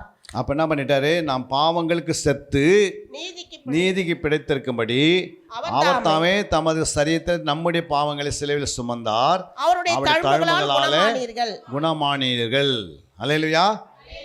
சுகமானேன்னு எழுதினாரா, குணமானேன்னு எழுதிக்கிறாரா? குணமானீர்னா என்ன அர்த்தம், சுகமானீர்னா என்ன அர்த்தம்? பூரண குணம், குணமாவதுன்னா சுகன. அதாவது சுகமாவது சரீரத்தில். என்னது? உனக்கு ஏதாவது ஒரு வியாதியோ ஒரு பலவீனமோ உன்னுடைய சரீரத்தில் இருக்குதுன்னா, நீ ஹாஸ்பிட்டலில் சேர்க்கப்பட்டிருக்கிற, உனக்காக சபையார் ஜெபிக்கிறாங்க, நீ என்ன பண்ணுறாங்கந்து சுகமாகி வர, குணமாகி வரல. என்னது? ஒருத்தர் குணமாகறாங்கன்னா அவங்களுக்குள்ள கசப்பு, பொறாமை, எரிச்சல், வன்கண்ணு, அப்புறம் என்னது அடிக்கிற, சண்டை போடுறது, திட்டுறது, இதெல்லாம் உள்ளே இருக்குதுன்னா அவங்களுக்கு ஆண்டு என்ன பண்ணுறது? அவருடைய தழும்பு போய் அதை குணமாக்குது. தழும்பு என்பது 2 இருக்குது. எத்தனை? என்ன தழும்பு? ஒன்று சரீரத்தில் தழும்பு, ஒன்று இருதயத்தில் தழும்பு. உங்களுக்குள்ளே இருதயத்தில் தழும்பு வந்தால் அது போகவே போகாது. அந்த தழும்புகளால், அவருடைய தழும்புகளால் நம்ம தழும்பு குணமாயிடுது. புரியுங்களா? யாராவது 10 வருஷத்துக்கு முன்னாடி திட்டினாங்க பாருங்கள், அது மனசில் அப்படியே வச்சுருப்பீங்க. புரியுங்களா? ஒரு நாள் வரும் நம்ம போட்டு தள்ளணும் அப்படின்னு. அப்போ அந்த எண்ணம் இருந்துச்சுன்னா என்ன அர்த்தம்? அப்போ நமக்குள்ளே வந்த நேரம் இருக்கட்டும், அதுதான் தழும்புன்றாரு. புரியுங்களா? நம்ம அடுத்த டைம் எப்படிங்கண்ணா, அந்த டைம் பரிசுத்தமாக இருக்கணும். முன்னானவைகளை மறந்து பின்னானவைகளை நாடி தேடுகின்றாரு. அப்போ முன்னானவைகளை நம்ம மறக்கலை அப்படின்னா உனக்கு அது ஒன்று வேதனைப்படுத்தின்னு வரும். அதனால் வியாதிகளும் வரும், அதனால் மரணமும் வரும். சில நேரத்தில் நீங்கள் திருவந்து எடுப்பீங்க, அந்த போராமையினால் அந்த திருவினால் மரணம் சந்தித்துரும். ஏன்னா ஒரு பொய் இருந்ததுனால தான் யுவதாஸ்குள்ளே அவன் திருவந்து இருக்கும்போது பிசாசு உள்ளே போயிட்டான். அவன் டைம் பார்ப்பார். ஆண்டு பேசினே வருவார், சண்டே ஒவ்வொரு வாரம் பேசுவார். நீங்கள் கவனித்து எழுதினே இருக்கணும், கவனிச்சினே இருக்கணும். திடீர்னு அந்த கசப்போடு வந்து நீங்கள் எடுக்கும்போது ஒருத்தர் மேலே யார் மேலே கசப்பு இருக்கும். அங்கே குணமாகாது உட்காந்துருப்பீங்க, சுத்திகரிப்பாது இருப்பீங்க. அதை அப்படியே வச்சுருவீங்க மனசில். அந்த நேரத்துக்கு நீங்கள் திருவந்து எடுக்கும்போது ஒரு அசுத்தாய் என்ன பண்ணோம், அந்த ஆவி உள்ளே போயிடும். அது வந்து அந்த அலக்கடிக்கும் பாரு, அந்த வாரம் ஃபுல்லாக, அந்த மாதம் ஃபுல்லாக மரணத்தை கொண்டு போயிடும். புரியுங்களே? ஆனால் நித்தியத்துக்கு போயிடும் ஆத்மா. ஆனால் அந்த சரீரம் வந்து நீ வாழ வேண்டிய வாழ்க்கை வந்து வாழ விடாது பண்ணிச்சு. இன்னும் ஒரு 20 வருஷம் இருந்தால் பிள்ளைங்களை, மருமகளுடைய குழந்தைய பார்த்துருக்கலாம், பேரப்பிள்ளையை பார்த்துருக்கலாம். இன்னும் கொஞ்ச நாள் நமக்கு ஜீவனை கொடுத்தா பிள்ளைங்களுக்கு திருமணம் பார்த்துருக்கலாம். பத்திரமா பார்த்துருக்க முடியாது. அவன் அந்த சரீரத்தை என்ன பண்ணுறான், நடுவு தூக்கிடுறான். அல்லேலூயா. அப்போ ஏன் தூக்குறான்? அப்போ ஒவ்வொரு நாளும் நம்மளை என்ன செய்யணும், பாவத்துக்கு செத்துக்குனே இருந்து நீதியில் வந்துடணும். புரியுங்க? அப்போ கொஞ்சம் கொஞ்சமாக அவனுடைய வாழ்க்கையில் ஆண்டவருக்காக, புரியுங்களா, நீ ஊழியம் செய்ய உன் ஊழியத்தின் வாசல் திறக்க நீ ஏதாவது ஒரு ஜப ஊழியம், ஏதாவது சீசத்தை ஊழியம், ஏதாவது டேக்ஸ் கொடுக்குற ஊழியம், ஏதாவது சத்தியத்தை 4 பேர் சொல்கிற ஊழியம், இல்லை சத்தியத்தை கற்று 4 பேர் சொல்லி தருகிற ஊழியம், ஏதாவது ஒரு ஊழியம் ஆண்டவருக்காக பகுதி நேரமாக என்ன செய்யணும், பகுதி நேரமாக செய்யணும். ஃபுல் டைம் செய்ய முடியாது. மேய்ப்பர் ஒருத்தர் ஃபுல் டைம் செய்வாங்க, மீதியெல்லாம் என்ன பண்ண முடியாது. நீங்கள் பகுதி நேரம் ஊழியம் செய்யலாம். என்ன ஊழியம்? பகுதி நேரம் என்னென்னா 8 மணி நேரம் வேலைக்கு போயிட்டு வாங்க, ஒரு 6 மணி நேரம் 8 மணி நேரம் தூங்கினாலும் ஒரு 4 மணி நேரம் உன் சொந்த காரியங்களை பார்த்தாலும், ஒரு 2 மணி நேரம் பஸ்ஸில் போயிட்டு வரத்துக்கு டைம் எடுத்துக்கினாலும், ஒரு 2 மணி நேரம் என்ன செய்திருக்கணும்? பகுதி நேரம் ஊழியும் அந்த சபையோடு இணைஞ்சிடணும். புரியுங்களா? சபை என்பது ஒரு ஐக்கியத்தை கூட்டுக்குது, ஒரு மனதை உண்டாக்கி தருது சபை என்பது. அல்லேலூயா. உங்களை யாராவது ஒரு பலவீனப்படும் போது சபையார் சேர்ந்து என்ன பண்ணாங்களா? ஊக்கத்தோடு ஜெபித்தாங்கன்னு அப்போஸ்தலர் 12:5 வாசிக்கிறோம். வாசிங்க. அப்படியே பேதுரு சிறைச்சாலையிலே காக்கப்பட்டிருக்கேன். சபையார் அவனுக்காக தேவனை நோக்கி ஊக்கத்தோடு ஜெபம் பண்ணார்கள். பாருங்க, ஒரு மேய்ப்பனுக்கு கஷ்டம் வரும்போது சபையாருடைய ஜெபம் ஒரு வலுவடையுது. அல்லேலூயா. அப்போ நம்ம எந்த ஒரு காரியம் இருந்தாலும் ஆண்டவர் சொல்கிறாரு, நீங்கள் பேதுரு சிறைச்சாலையில் காக்கப்பட்டிருக்கையில் சபையார். அப்போ சபையார் என்ன பண்ணாங்க? நோக்கி என்ன பண்ணியிருக்கிறாங்க? அப்போ சபையில் யாருக்காவது ஒரு கஷ்டம் வந்தால் சபையார் சேர்ந்து ஜெபிக்கணும். என்ன செய்யணும்? அப்போ உடனே அவங்களுக்கு விடுதலை கிடைக்குது. புரியுங்களா? அதனால தான் ஆண்டவர் என்ன பண்ணுறாரு, சபையில் ஏதோ ஒரு ஆள் இல்லை, சபையாரே இணைந்து அவங்களுடைய ஹாஸ்பிட்டலில் படுத்திருக்கலாம், ஒரு வீட்டில் படுத்திருக்கலாம், ஒருவேளை அவங்களால வர முடியாத பயணத்தில் இருக்கலாம், ஒருவேளை அவங்களுக்கு பலவீனமாக இருக்கலாம். அப்போ இந்த சபையை என்ன பண்ணணும்? அடிக்கடிக்கு எல்லாருக்காக நீ ஜெபம் பண்ணணும். ஒருவர் ஜெபம் பண்ணி சபையை என்ன பண்ணணும்? கட்டி எழுப்பணும். சபை என்பது அருமையான தாயாருடைய சபை கிடையாது. சபை என்பது என்னுடைய கிடையாது. சபை என்பது ஒரு தனி நம்பரு கிடையாது. சபை யாருது? சபைக்கு தலை இயேசு. புரியுங்களா? தலை இல்லாத ஒரு மனுஷன் போயின்னுக்கிறானா என்ன பண்ண முடியாது? தலை இல்லைன்னா அவங்க யாரும் சொல்லவே முடியாது. யாரா இவங்க அப்படின்னு என்ன பண்ண முடியாது? அடையாளம் பார்க்க முடியுமா? அடையாளம் பார்க்க முடியாது. புரியுங்களா? அப்போ அந்த தலை தான் என்ன செய்யுது? அப்போ சபைக்கு தலை இயேசு, அந்த சரீர நாமம். அப்போது தலையே நம்ம விட்டுடக்கூடாதுன்றார் ஆண்டவர். சபைக்கு தலை இயேசு, அவர் தான் நடத்துகிறார் சபையை. யார் நடத்துது? இயேசு தான் நடத்துகிறார். நம்மளை நடத்துகிறோம். நமக்கு யார் தலை? இயேசு. அப்போ அவர் சபையை நடத்தும் போது அப்போது சரீரம் காணாது போயிடுச்சு. புரியுங்களா? ஒரு அவையும் காணாது போனால் எப்படி இருக்கும்? நம்முடைய சரீரத்தில் ஒரு கை இல்லை, டக்குன்னு வரையும் உள்ள ஒரு கை இல்லாத போனால் எப்படி இருக்கும்? 2 கையோடு வந்தவங்க ஒரு கை காணனா ரொம்ப கஷ்டப்படும்ல. அதுமாரி நம்ம ஒரு கையாக, ஒரு காலாக, ஒரு தலையாக, ஒரு சோல்ஜராக, நம்ம காலாக இந்த சபையில் உட்காந்துருக்கிறோம். ஒரு அவயங்களாக இருக்கிறோம். இயேசு தலையாக இருக்கிறாரு. புரியுங்களா? அப்போது ஒரு அவையும் இன்னொரு அவயத்தோடு எப்படி இருக்குது? ஜெயிண்ட்டாக இருக்குது. புரியுங்களா? அதனால் கையில் உயிர் இருக்குது, இந்த காலில் உயிர் இல்லை அப்படின்னு சொல்லுவார்.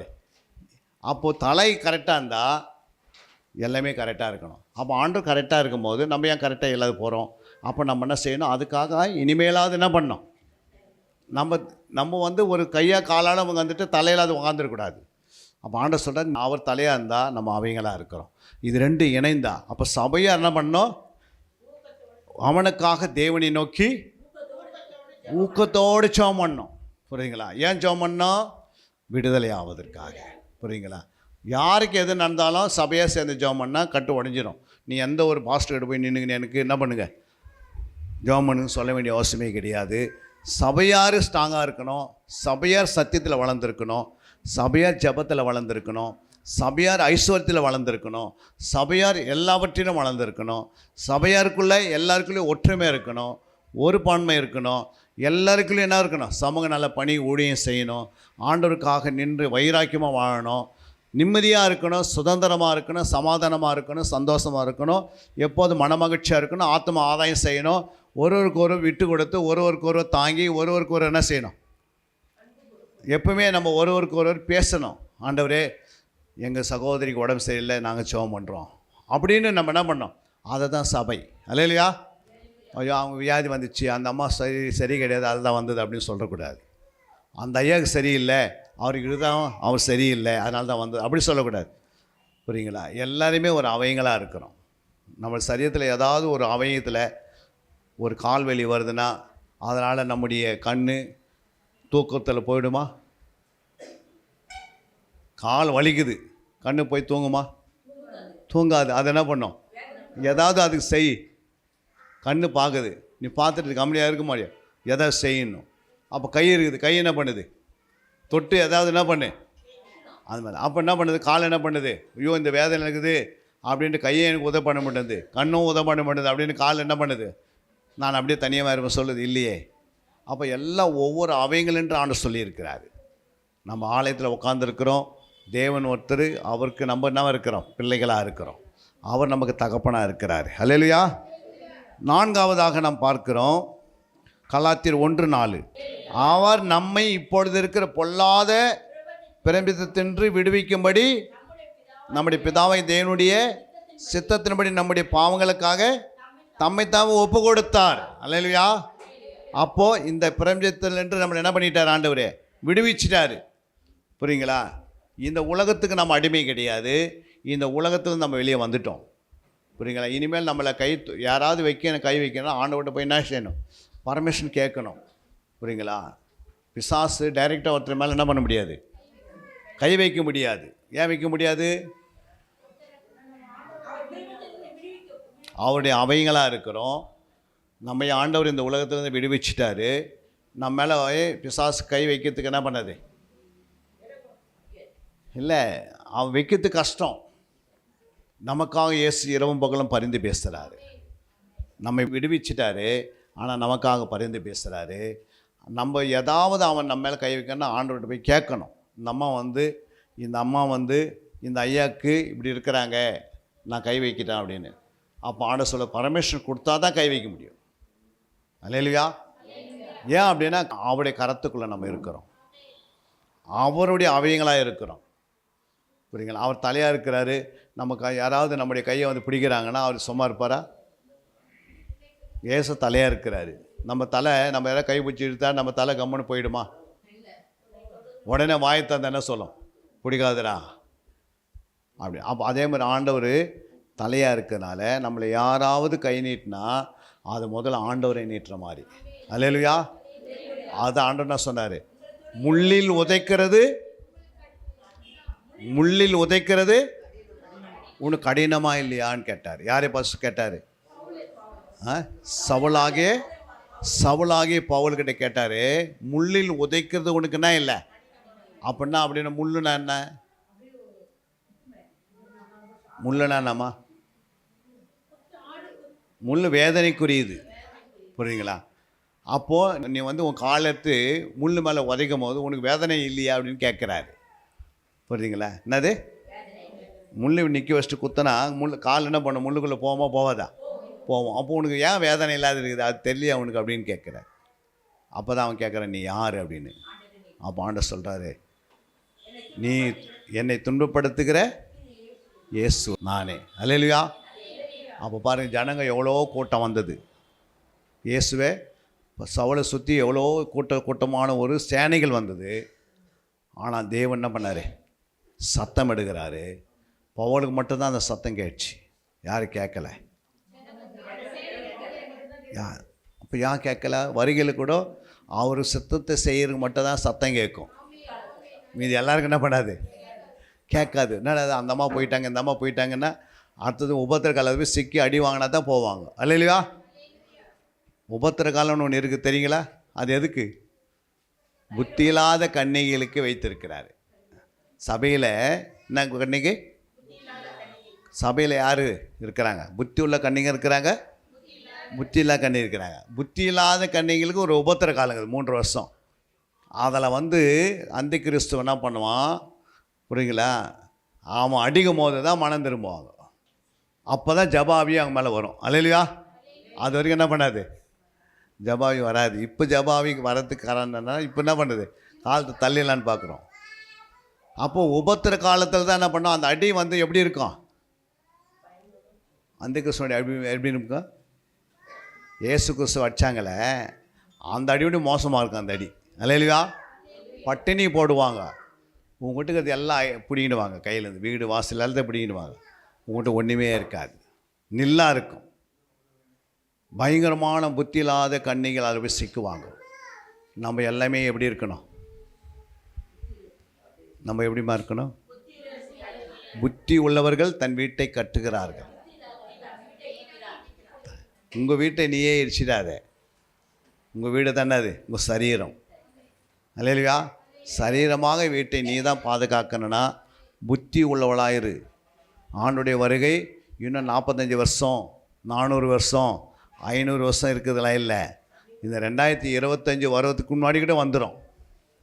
என்னது, கல்யாணம் ஆவதே இல்லையோ ஆனால் வருகையில் போயிடணும். வீடு கட்டுறோமா இல்லையோ வருகையில் போயிடணும். அல்லேலூயா. வேலை கிடைக்குதோ இல்லையோ என்ன செய்யணும், வருகையில் போயிடணும். கணவன் ரட்சிக்கப்படுறா இல்லையோ வருகையில் போயிடணும்.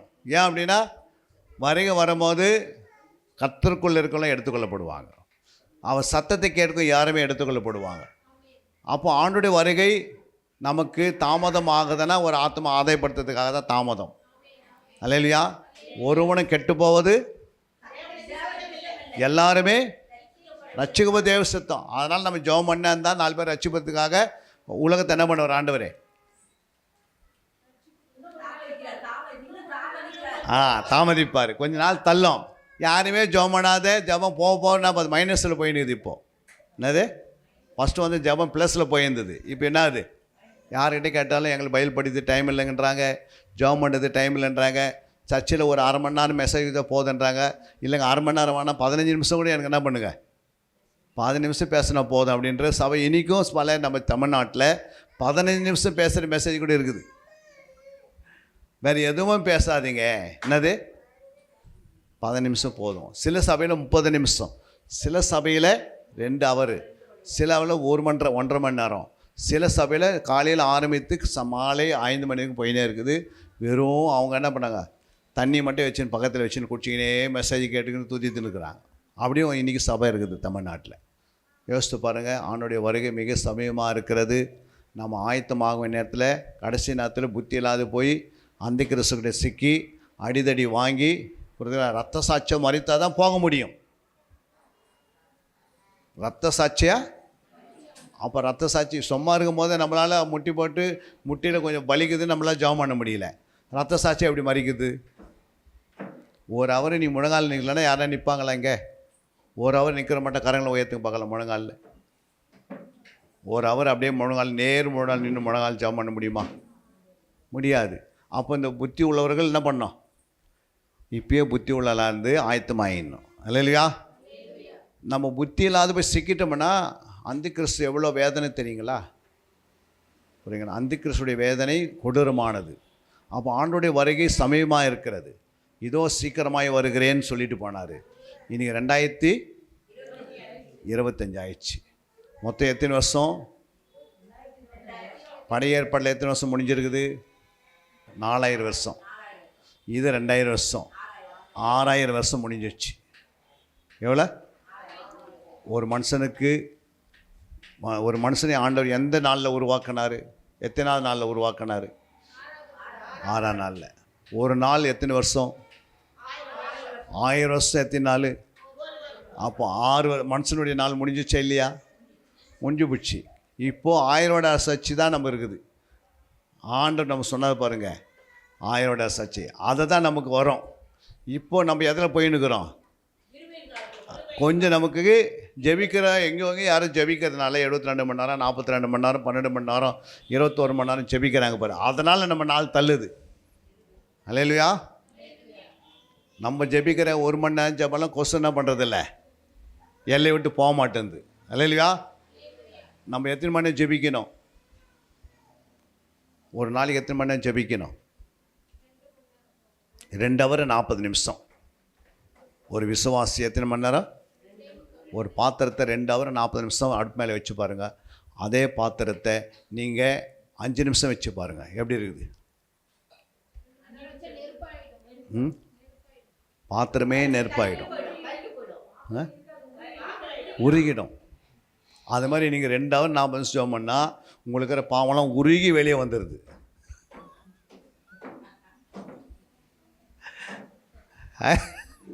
ஏன் பாவம் விட்டு வெளியே போக மாட்டேங்குதுன்னா உருகிறாருக்கு என்ன இல்லை, பாத்திரம் அடுப்பு மேலே வைக்கல, அனல் சும்மா அப்படி அனலாகி டக்குன்னு எடுத்துடுறோம். கொஞ்சம் அப்படி ஜெபம் பண்ணால் சந்தோஷப்பட்டுறோம். போதும் ஜெபம் பெருசாகிடுச்சு, நம்ம பண்ணிட்டோம் ஜெபம் அப்படின்றோம். அது இல்லை, நீ உருகிற வரைக்கும் நீ ஜெபம் பண்ண சொல்கிறாரு. அல்லேலூயா. பழைய ஏற்பாட்டில் நீ இயேசுக்கு சிலுவைக்கு போகவே இல்லை. ஆனால் தானியலுடைய ஜெபம் எத்தனை நாள் இருந்தது? 21 நாள் இருந்தது. ஏன் 21 நாள் ஜெபம் பண்ணார் தானியேல்? 21 நாள் எதுக்குமா ஜெபம் பண்ணார்? அது ஏன் ஜெபம் பண்ணார்னா, அவர் வீட்டில் வேலையே இல்லாதனால போய் என்ன பண்ணியிருந்தார்? வீட்டில் வேலை இல்லை, அவர்னால போய் உட்காந்து ஜெபம் பண்ணியிருந்தார். அவர் ஏன் 21 நாள் ஜெபம் பண்ணார்னா, ஆண்டவர் சொன்னார் 70 வருஷம் முடிஞ்சிச்சு. என்னது? எரேமியாக்கு சொன்னார் 70 வருஷம் ஆன பிறகு பாபிலோனில் இருக்கிற இஸ்ரவேலர்கள் என்ன பண்ண, யூதர்கள்லாம் சிறைப்பட்டவர்கள் சிறையாகி வெளியே வரணும். ஆனால் 70 வருஷம் முடிஞ்சிட்டு பிசாசு என்ன பண்ணிக்கிறான்? விட மாட்டான்றான். அப்போ தான் அவர் என்ன பண்ணுறாரு? ஒரு ஜெபத்தை போட்டுறாரு 21 நாள். அது போட்டுருவது தான் சிறையிலேருந்து விடுதலை ஆகுறாங்க. அப்போ தேவன் வந்து ஒவ்வொரு இடத்துலையும் ஜெபம் நடக்குதுன்னு எதுக்குன்னா, அங்கே 72 மணி ஜெபம் பண்ணாங்க எஸ்தர். எதுக்கு ஜெபம் பண்ணாங்க? 127 நாடில் ஜனங்க சிறையில் இருக்கிறாங்க. அதுக்கு கரெக்டாக 3 இரவு 3 பகல் போடணும், அல்லும் பகலும் குடிக்காமல் போடணும். அப்போ தான் கல்யாணம் டக்குன்னு நடக்குது. நடந்ததே இல்லையா? ஒரு கல்யாணம் நடக்கலை, நாள் தள்ளுதானே என்ன செய்யணும்? ஒரு 3 பகல் 3 இரவு நீ தேவ சமுதிரம் உட்காந்து கண்ணீரோடு ஜெபத்து பாரு. அத்தனை மாப்பிள்ளை உன்னை சுற்றி வந்து நிற்கும். நீயே சொல்லுவான், எனக்கு என்ன பண்ண மாப்பிள்ளையே ஒன்று போதுங்கன்னா இவ்வளோ பேர் வந்து நிற்கிறாங்கன்னு. ஏன்னா உன்னை கட்டி சுற்றி பிசாசு கட்டிட்டான். அதனால தான் கட்டு என்ன பண்ண மாட்டேன், இதுவும் அதுவான்னு தெரியாத உட்காந்துக்கிறோம். 72 மணி நேரம் ஜெபம் பண்ணி முடிச்சுட்டு பாருங்கள், அழகாக உனக்கு கண்ணில் தரிசனம் காட்டுவார். இதை தான்பா உனக்கு, இதை தான் இங்கே தான் இருக்குது, இந்த நாட்டில் இருக்குது. இது உன்னுடைய விழா எலும்பு எங்கே இருக்குது? நீ விழா எலும்பு, மற்ற எலும்புலாம் எங்கே இருக்குது? இந்த நாட்டில் இருக்குது. இந்த நாட்டில் கரெக்டாக காட்டுவார். ஏன் காட்டுறதில்ல? கண்ணு மூடப்பட்டது எதுக்கு? ஜபம் இல்லை, குறைவு. அப்போ அதனால் அதில் போய் சிக்கிட்டு கொஞ்சம் ஜபம் பண்ணி அதில் சிக்கி வாழ்க்கைலாம் நிரந்தரமான அந்த வாழ்க்கைலாம் அடிதடி தான். ஏன் அடிதடி வருது? பிரிவினை ஏன் வருதுன்னா, நம்ம அதிகமாக ஜபம் பண்ணல. ஏன்னா நமக்கு என்ன வேணும்? சொகுசு வேணும். சொகுசு ஜபம் அல்லையா?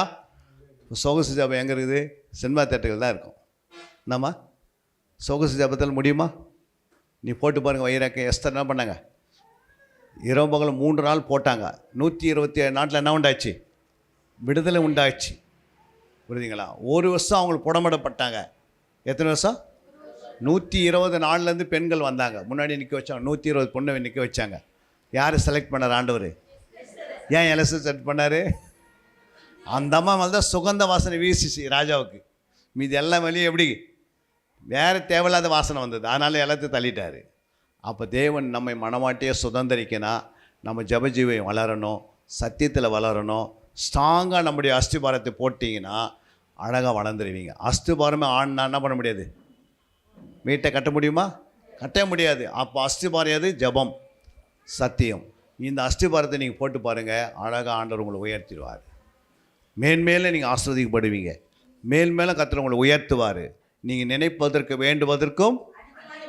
அப்போ அந்த வசனம் தானாகவே நிறைவேறிடுது. நீங்கள் சொல்ல வேண்டிய அவசியமே கிடையாது. இந்த வசனம்லாம் நம்ம சும்மா வாக்குத்தத்தம் கொடுத்துட்றாங்க, இது வச்சுக்க நீ ஜெபம் பண்ணின்னு. நம்ம நினைப்பதற்கு வேண்டும் ஜெபம் பண்ணுகிறோம், நம்ம இப்போ எதிர்பார்க்குற வாக்குத்தத்தை நிறைவேற மாட்டேது. காரணம் என்ன? அதனுடைய ஏற்ற ஜபம் இல்லை. அல்லேலூயா. அப்போ ஜபந்தா தான் விடுதலை. அப்போ யார் விடுவிப்பாங்க? உங்களுடைய ஜப நேரத்தை என்ன பண்ணீங்க? கூட்டுங்க. இனிமேல் ஆலயம் வெறுமையாக இல்லை, ஆலயத்தில் வெறுமையாக இருக்குது. நீங்கள் வந்து என்ன பண்ணுங்கள்? முழங்கால நில்லுங்க. 3 நாள் ஃபாஸ்டிங் போட்டு நில்லுங்க. பிள்ளைங்களுக்கு திருமணம் ஆகலை, பிள்ளைங்களுக்கு சரியான வீடு இல்லை, பிள்ளைங்களுக்கு சரியான வேலை இல்லை. என்ன செய்? முழங்கால் போட்டு ஜெபம் பண்ணி பாருங்கள். பிப்ரவரி மாதம் 1ஆம் தேதிக்குள்ளேயே ஆட்கள் வந்து வீட்டாக நிற்கலையே பாருங்க. நின்னாங்களே இல்லையா? நிற்பாங்களா? நிற்க மாட்டாங்களா? நிற்பாங்க. புரியுங்களா? நம்ம ஜெபத்தை தாமதம் பண்ணும் போது பிசாசு கொண்டாட்டம் உண்டாகுது. புரியுங்களா? அப்போ ஜெபத்தினால பிசாசை துரத்தி நம்முடைய ஆசீர்வாதத்தை பெற்றுக்கொள்கிறோம். இரண்டாவது, ஜெபத்தினால் ஆத்மா ஆதாயப்படுத்துகிறோம். ஜெபத்தினால நம்முடைய குடும்பம் ஆசீர்வதிக்கப்படுகிறது. ஜெபத்தினால பட்டணம் ஆசீர்வதிக்கப்படுகிறது. ஜெபத்தினால தேசமே ஆசீர்வதிக்கப்படுது. ஜெபத்தினால தேவ கோபம் குறையுமா பெருகுமா? குறைஞ்சிடும். அழிவு குறைஞ்சிருது. இன்றைக்கி அமெரிக்காவில் பாருங்கள் என்ன நடந்துனுக்குது. புரியுங்களா? எங்கேயோ அடிக்கிற காற்று எங்கே அடிச்சுட்டுக்குது. எல்லாம் வந்து அவங்களாம் கேள்விப்பட்டீங்கன்னா நீங்கள் அவங்களாம் யாரான்னு அங்கே அந்த காரியம் யோசித்து பார்த்தீங்கன்னா எல்லாமே பணக்காரங்கள் தான். புரியுங்களா? யோசித்து பாருங்கள். பிரபலமானவர்கள் நிலைமை எப்படி இருக்குது? இப்போது அவங்களுக்கே தண்ணி கட்டியது கஷ்டமாகுது இன்றைக்கி. அல்லையா? சொகுசாக இருந்தாங்க, ஆனால் ஜபம் இல்லை. புரியுங்களா? எத்தனை பிரபலான இருந்தாலும் ஜெபிக்கிறவங்க இல்லைன்னா அது அவுட். இந்த உலகத்தில் எவ்வளோ பெரிய காரில் போனாலும் ஜெபிக்கிறவங்களனா அவங்களுடைய நிலைமை போயிடுச்சு. அதனால தான் ஜெப வீரர்களை கர்த்தர் நம்ம சபையில் எழுப்ப போகிறார். நீங்களாம் ஒரு ஜெப வீரர்களாக நீங்கள் எழுப்பி ஆண்டவருக்கு என்ன செய்யணும்? நிற்கணும். எத்தனை பேர் புரிஞ்சது? இன்றைக்கி ஆண்டவர் பேசி கொண்டிருக்கிறார். கடைசியாக ஒரு வசனத்தை வாசித்து நாம் ஆண்டவர் சமூகத்தில் ஒப்பு கொடுக்க போகிறோம். அடுத்தது பாருங்கள், நீங்கள் அங்கே போட்டுது மத்தேயு 3ஆம் அதிகாரம் 12ஆம் வசனம். தூற்றுக்கூடை அவர் கையில் இருக்கிறது. அவர் தமது களத்தை நன்றாய் விளக்கி தமது கோதுமையை களஞ்சியத்தில் சேர்ப்பார். பதரையோ அவியாத அக்கினியினால் சுட்டெரிப்பார் என்றார். பாருங்க, தூற்றுக்கூடை அவர் கையில் இருக்கிறது. அவர் தமது களத்தை நன்றாய் விளக்கி தமது கோதுமையை களஞ்சியத்தில் சேர்ப்பார். பதரையோ அவியாத அக்கினியினாலே சுட்டெரிப்பார் என்றான். அல்லேலூயா. அப்போ தூற்றுக்கூடைன்றது ஆண்டவர் அவருடைய கரத்தில் வச்சிட்டாரு. அல்லேலூயா. ஆனால் 2 இருக்குது. ஒன்று பதறு, இன்னொன்று கோதுமை. நம்ம கோதுமை மணியாக இருக்கிறோமா, பதராக இருக்கிறோமா? சில பயிரை போய் பாருங்கள், நீங்கள் எல்லாம் பார்க்கறதுக்கு எப்படி இருக்கும்? அந்த பயிரில் எல்லாமே நெல் மாதிரியே தெரியும். ஆனால் அது களத்துக்கு வரும்போது, தூற்றுக்கூடை ஆண்டவருடைய கரத்தில் போகும்போது, அங்கே தான் களத்தில் தான் அது நல்லது கெட்டதுன்னு பிரிக்கப்படுகிறது. இன்றைக்கி நம்ம களத்துக்குள்ளே இருக்கிறோம். அல்லேலூயா. தூற்றுக்கூடை ஆண்டவருடைய வச்சுன்னு இருக்கிறாரு. அவர் நம்ம என்ன பண்ண தூற்றும் போது, நீங்கள் கலையாக இருக்க போகிறீங்களா, இல்லை நீங்கள் கனியாக இருக்க போகிறீங்க, கோதி மணியாக இருக்க போகிறீங்களா அப்படின்னு நீங்கள் தான் என்ன பண்ண இந்த வசனத்தை நிமித்தம் உங்களை சோதித்து அறியணும். புரியுங்களா? கலை என்பதுக்கும் கோதுமை என்பதுக்கு வித்தியாசம் இருக்கிறது. ஆனால் பார்க்கறதுக்கு ஒரே மாதிரி தான் தெரியும். பதருக்கும் கோதுமைக்கும் ஒரே மாதிரி தான் தெரியும். ஆனால் அது களத்தில் வரும்போது தான் என்ன பண்ணுது? களத்தில் வரும்போது ஆண்டவர் தூற்றுக்கூடை கையில் எடுக்கும் போது, அப்போ கலை என்ன பண்ணுறாரு? அந்த பதரை தனியாக பிரிக்கிறார், கோதுமை தனியாக. அந்த பதர் எதுக்காக யூஸ் பண்ணுறாரு? அவியாத அக்னியில் போகிறதுக்கு. இது எங்கே பேசுகிறாருன்னா சபைக்குள்ளே பேசுகிறார் ஆண்டவர். புரியுங்களா? நீ கடைசி வரைக்கும் பதறையாக இருக்க ஆசைப்படுறியா, இல்லை நீ கனியாக இருக்க ஆசைப்படுறியா? உங்களை நீங்களே சோதித்து பாருங்கள். கனி கொடுத்தா ஆண்டவர் அவரே என்ன பண்ணுவார்? அதை எடுத்து பயன்படுத்துவார். பதறாக இருந்தால் அது அவியாத அக்னிக்கு போயிடுது. நீ பதறாத அக்னியாக இருக்கிறியா, இல்லை நீ கனியாக இருக்கிறேன்னு நீங்களே சோதித்து பார்த்து நீங்களே என்ன பண்ணோம்? சோதித்து பார்த்து நல்லதை தெரிந்து கொள்ளணும். அல்லேலூயா. ஏதோ நம்ம வந்து போகிறதுக்காக வரலை, நம்முடைய ஆவிக்குரிய ஜீவன் வளர்ச்சிக்காக வந்திருக்கிறோம். ஆலயத்துக்கு எதுக்கு வர? மேன்மேலும் நம்ம உயர்த்தப்படுவதற்காக. ஆவிலே நீங்கள் வளர வளர சரீருடைய நன்மை தானாக கிடைக்கும். புரியுங்களா? சரீரத்தை வளர வளர ஆவியின் கனி கிடைக்காது. சரீரத்துக்காக நம்ம ஆலயத்துக்கு வந்தால், இம்மைக்காக நம்ம ஆலயத்துக்கு வந்தால் நமக்கு எதுவுமே என்ன கிடைக்காது? ஆவியினுடைய கனி பெற முடியாது. ஆனால் ஆவியின் கனி பெறுவதற்காக நீங்கள் உள்ள நுழைஞ்சிங்கன்னா சரீரத்தினுடைய அத்தனை தேவை என்ன பண்ணுறாரு ஆண்டவர்? தானவே சந்தித்துறாரு. முதலாவது தேவனுடைய ராஜ்யத்தையும் நீதியும் தேடுங்கள், அப்போது என்ன பண்ணுவார்? இவைகளெல்லாம் கூட கொடுக்கப்படும். அப்போ நீங்கள் ஆண்டோடைய ராஜ்யத்தை நீங்கள் தேடினே இருங்க. புரியுங்களா? அந்த ராஜ்யத்துக்குள்ளே நீங்கள் நுழைய உங்களுடைய எல்லா தேவைகள் தானே என்ன பண்ணோம்? தானே சந்திக்கப்படும். புரியுங்களா? ஒன்று ஜபத்தினால சந்திக்கப்படுது, 2வது ஆண்டோடைய ராஜ்யத்துக்குள்ளே போகும்போது, அதுக்கு நீ முக்கியம் கொடுக்கும் போது, அதற்காக நீ பிரயாசப்படும் போது, அதற்காக நீ நிற்கும் போது உன்னுடைய சரீர தேவைகள் தானாக சந்திக்கப்பட்டுரும். புரியுங்களா? எப்பவுமே ஆண்டவர் என்ன பண்ணுவார்? அவர் கரத்தில் தூற்றுக்கூடை இருக்குன்னு சொல்லிடுது. 2வது நீங்கள் பாருங்கள், அங்கே என்ன சொல்கிறார் ஆண்டவர்? மல்லிகை 4:1. அப்பொழுது அகங்காரிகள் யாவரும் அக்கிரமம் செய்கிற யாவரும் துரும்பாயிருப்பார்கள். வரப்போகிற அந்த நாள் அவர்களை சுட்டெரிக்கும். அது அவர்களுக்கு வேரையும் கொப்பையும் வைக்காமற் போகும் என்று சேனைகளின் கர்த்தர் சொல்லுகிறார். 2ஆம் வசனம். ஆனாலும் என் நாமத்துக்கு பயந்திருக்கிற உங்கள் மேல் நீதியின் சூரியன் உதிக்கும், அதன் செட்டைகளின் கீழ் ஆரோக்கியம் இருக்கும். நீங்கள் வெளியே புறப்பட்டு போய் கொழுத்த கன்றுகளைப் போல வளருவீர்கள். அல்லேலூயா. அப்போ சூளையை போல், அதாவது இதோ சூளையை போல் எரிகிற நாள் வரும். இப்போ எரிஞ்சு நிற்குது சில தேசம்லாம். அல்லேலூயா.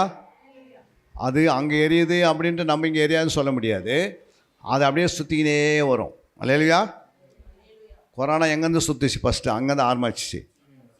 சீனாலேருந்து ஆரம்பித்து அங்கே மட்டும் நம்ம நினச்சோம் அங்கே தான் வந்துனுக்குது அப்படின்னு நினச்சோம். கட்சியில் பார்த்தா எங்கே வந்துச்சு? அதிகமான மருத்துவங்க எங்கன்னா இந்தியா தானா? புரியுதுங்களா? ஏன்னா சீனா வந்து ஃபஸ்ட்டு இருந்தது. இப்போ சீனா எங்கே போயிடுச்சு? செகண்ட் இடத்துல போய்க்குது. நம்ம ஃபஸ்ட் இடத்துக்கு வந்திருக்கிறோம். அல்லேலூயா. சீனாவில் அதிகமாக போச்சு, நம்ம எத்தனோ மடங்கு போயிடுச்சு. ஆனால் இதெல்லாம் எங்கே பைபிளில் எழுதி வச்சுக்கிற 6ஆம் அதிகாரம் 8ஆம் வசனம் இருக்குது. இந்த கொரோனா குறித்து, இந்த பூமி அதிர்ச்சி குறித்து, இந்த வீடெல்லாம் எரிஞ்சிக்கின்னு இப்போதைக்கு இந்த டஸ்ட் மூலமாக வர வியாதிகள், நோய்கள், மாத நோய்கள், அப்புறம் வந்து மிருகத்திலிருந்து வர வியாதெல்லாம் வெளிப்படுத்தின 6:8 எழுதி வச்சிட்டார் ஆண்டவர். பார்த்து பாருங்கள். வெளிப்படுத்தினல் 6ஆம் அதிகாரம் 8ஆம் வசனம் தான் சொல்லுது. நான் பார்த்தபோது இதோ மங்கின நிறமுள்ள ஒரு குதிரையை கண்டேன். பாருங்க, ஒரு மங்கின நிறம் நிறைந்த ஒரு குதிரையை கண்டேன். அதன் மேல் ஏறி இருந்தவனுக்கு மரணம் என்று பெயர். பாருங்க, அந்த குதிரை மேல யார் இருக்கிறது? ஏறி இருந்தவனுக்கு அவனுக்கு மரணம் என்று பெயர். பாதாளம் அவன் பின் சென்றது. பாருங்க, பாதாளம் என்ன பண்ணுது? அவன் பின் சென்றது. எதுக்கு பாதாளம்? மறிக்கிறவனா அந்த பாதாளத்துக்கு கொண்டு போறதுக்காக. மரணம்னு அவன் பேர் இருந்தது. அவன் பின்னாடி என்ன இருந்ததான்? பாதாளம். பாதாளம் அவனுக்கு பின்னாடி போதான். எதுக்கு? மறிக்கிறவன் கேளுங்க, மறிக்கிறவனா அதை கொண்டு போறதுக்கு. பட்டயத்தினாலும் பஞ்சத்தினாலும் சாவினாலும் பூமியின் துஷ்ட மிருகங்களினாலும் பூமியின் கார் பங்கில் உள்ளவர்களை கொலை செய்யும்படியாக அதிகாரம் அவைகளுக்கு கொடுக்கப்பட்டது. அதுக்கு என்ன கொடுத்துட்டார் ஆண்டவரே? அதிகாரம் கொடுத்துட்டார். அப்போ பூமியில் எத்தனை பங்கா? கார் பங்குள்ளவர்களை. கால் பங்குனா எவ்வளோ? இப்போ நம்முடைய தமிழ்நாட்டில் எத்தனை கோடி மக்கள் இருக்கிறாங்க தெரியாது. அதை தான் தெரியல. அல்லேலூயா. எத்தனை கோடி? 8 கோடி மக்கள் இருக்கிறாங்க. அதில் கால் பங்கு எத்தனை கோடி? 2 கோடி. 2 கோடி மக்கள் தமிழ்நாட்டில் இந்த மரணத்தூதன் கொண்டு போயிடுவான். அல்லேலூயா. எந்த காலத்தில்? இந்த காலத்தில். இந்த வருது பாருங்கள். இப்போ இப்படியே அப்படியே பண்ண போன மாதம் கொரோனா வந்து கொண்டு போகிற மாதிரி 2 கோடி என்ன பண்ணுவான்? கால் பங்கு தூக்கிடுவான். அப்போது இந்தியாவில் எத்தனை கோடி இருக்கிறாங்க? இந்தியாவில் 140 கோடி மக்கள் இருக்கிறாங்க. அப்போ அதில் கால் பாகம் எவ்வளோ? 35 கோடி. எத்தனை கோடி? 35 கோடி. நம்முடைய உலகத்தில் எத்தனை கோடி மக்கள் இருக்கிறாங்க? கிட்டத்தட்ட 700 கோடி மக்கள் இருக்கிறாங்க. எத்தனை கோடி? 700 கோடி. உலகத்திலேருந்து எத்தனை கோடி போயிடுவாங்க? கால் பங்கு எவ்வளோ? 700 கோடியில் எவ்வளோம்மா? 175 கோடி மக்கள் என்ன பண்ணிடுவாங்க? நிறைய பேர் வீட்டை விட்டு போயிடுவாங்க. வேலை போயிடும், வீடு போயிடும், பிள்ளைங்க போயிடும். ஏன் போயிட்டுனா அதுக்கு என்ன போட்டுக்குது? இல்லை, பட்டயத்தினாலும். பட்டயனா என்ன? பட்டயத்தினால பூமியில் உண்டாகிற ஒரு நாட்டுக்கு இன்னொரு நாட்டுக்கு என்னது?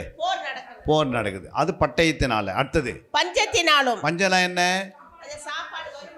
ஆமாம், சோறு இல்லாமல் ரொம்ப கஷ்டப்படுவாங்க. அப்புறம் சாவினாலும். சாவினா என்ன?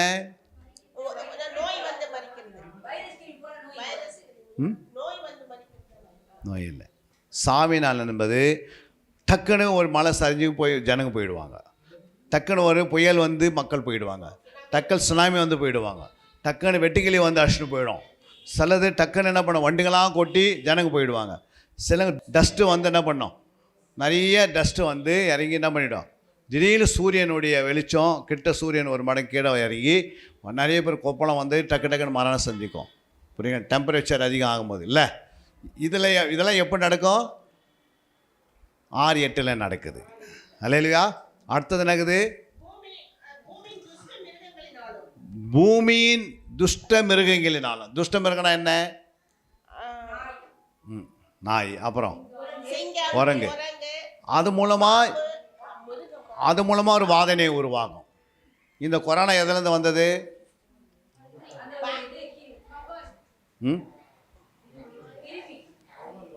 கொரோனா எதில் வந்தது? வௌவாலேருந்து வந்தது. ஏன் வௌவாலுக்கு என்ன அப்படிப்பட்டது?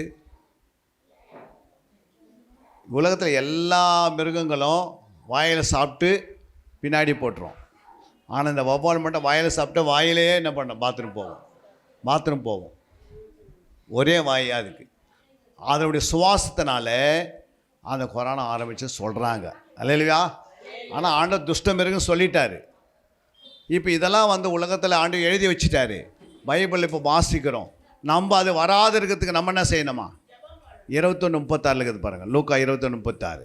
ஆகையால் இனி சம்பவிக்க போகிற இவைகளுக்கெல்லாம் நீங்கள் தப்பி. பாருங்க, சம்பவிக்கிற போகிற என்னது சம்பவிக்க எது சம்பவிக்க போகிறது? அது 6:8. அல்லேலூயா. அப்போ 6:8 சம்பவிக்க போகிறதை ஆண்டவர் எழுதிட்டு 21:36 டிக்ளேர் பண்ணுறாரு. இது சம்பவிக்க போகிறது. இவைகளுக்கெல்லாம் நீங்கள் தப்பி. இவைகளுக்கெல்லாம் நம்ம தப்பனா மனுஷகுமாரனுக்கு முன்பாக நிற்க, நீங்க மனுஷகுமாரனுக்கு முன்னாடி நிக்கிறதுக்கும் பாத்திரவான்களாக எண்ணப்படுவதற்கு. பாத்திரவான்கள் என்னது? நீங்க ஆண்டவருக்கு முன்னாடி பாத்திரவானா நிக்கணும்னா என்ன செய்யணுமா? எப்போதும் தூங்கி ஜெபம் பண்ணி விழித்திருங்கள். எப்போதும் தூங்கி இருங்க. நான் சொன்னாரு எப்போதும் என்ன பண்ணோம்?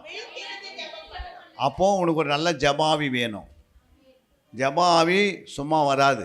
கோட்டு வாய் வரும், தேவையில்லாத ஆவிலாம் வரும். ஆனால் ஜபாவி வரணும்னா என்ன செய்யணும்? ஜபிக்கிறவர்களோடு இணையணும். அல்லேலூயா. ஜபிக்கிறவர்களோடு இணைந்து அந்த ஜபாவி பெற்றால் தான் ஜபாவி வரும். புரியுங்களா? சும்மா இருக்கிறவங்க ஏன் ஜபம் பண்ண முடியல? ரோட்டில் போகிறாங்க, வாங்கன்னு கூப்பிட்டா ஏன் வர மாட்டேன்றாங்க? அவங்க மேலே என்ன இல்லை? ஜபாவி இல்லை.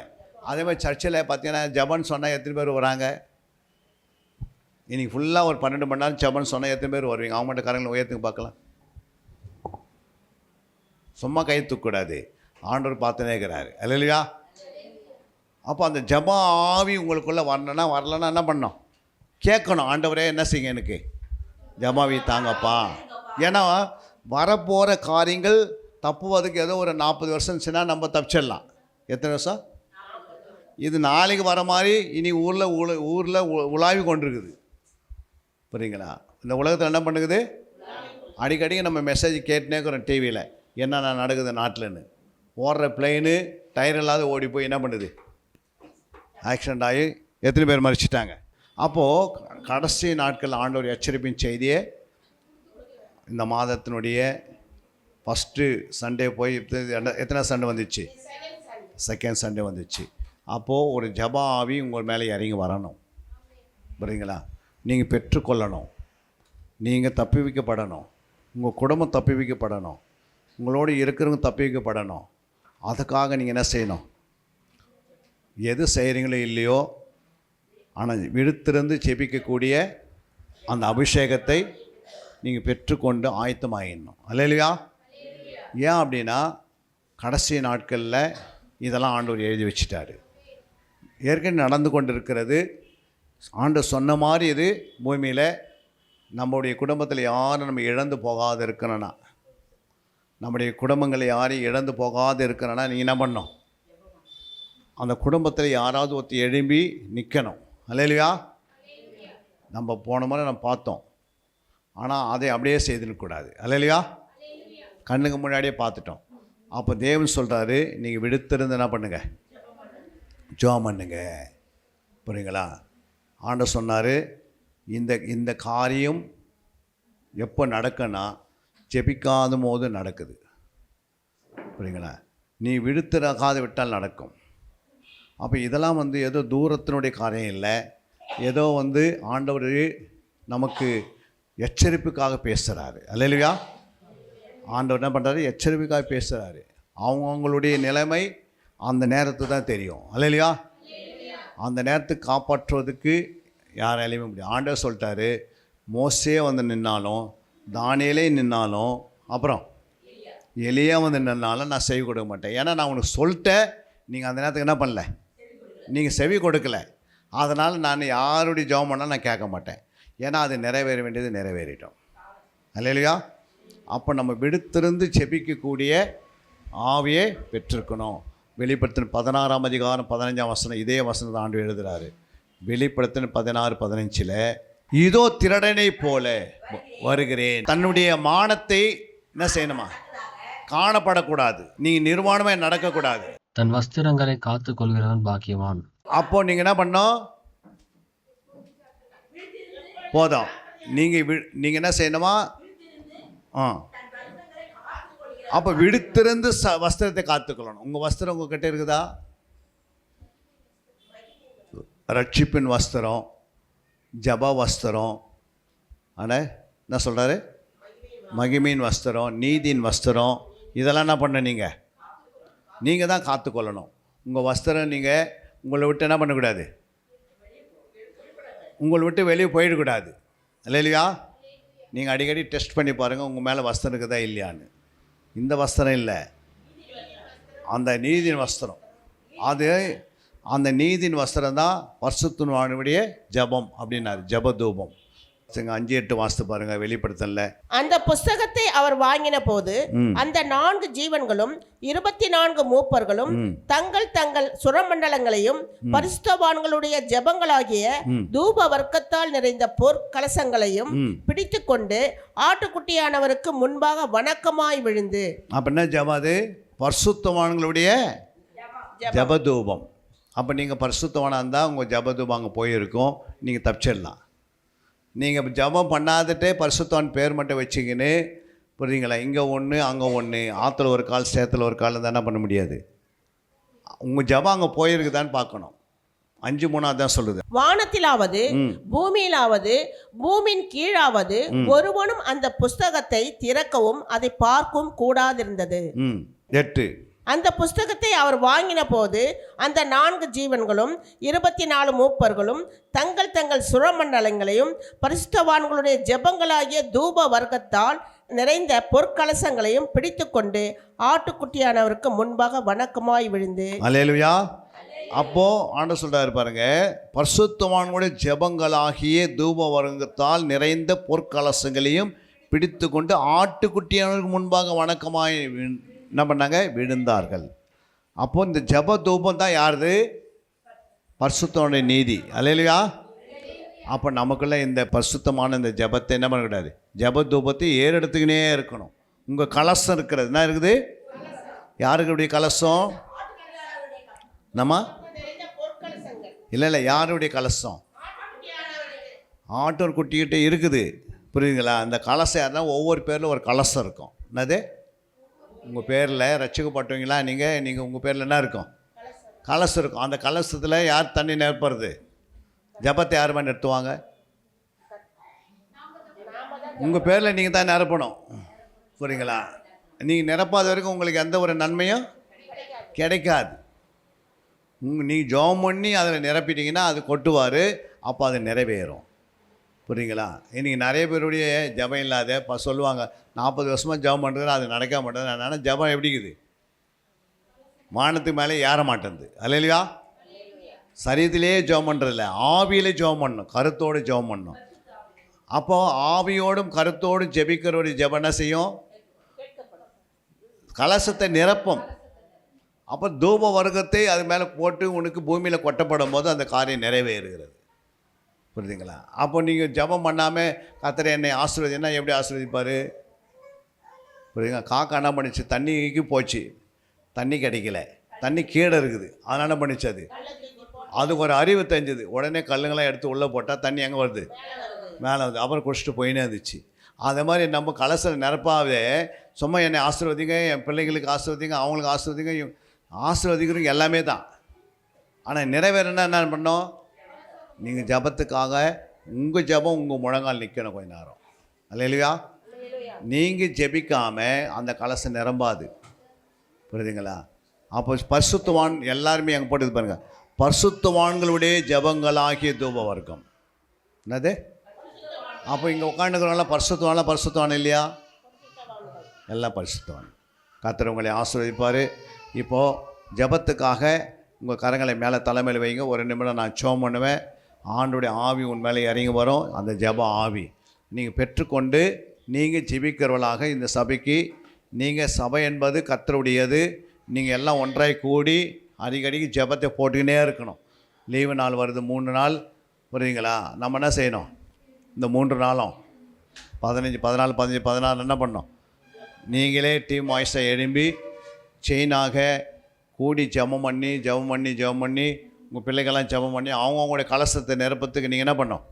ட்ரை பண்ணணும். கண்களை மூடி கரங்களை மேலே வைங்க. ஆண்டவரே, இந்த நேரத்தில் நாங்கள் ஜெபிக்க போகிறோம்.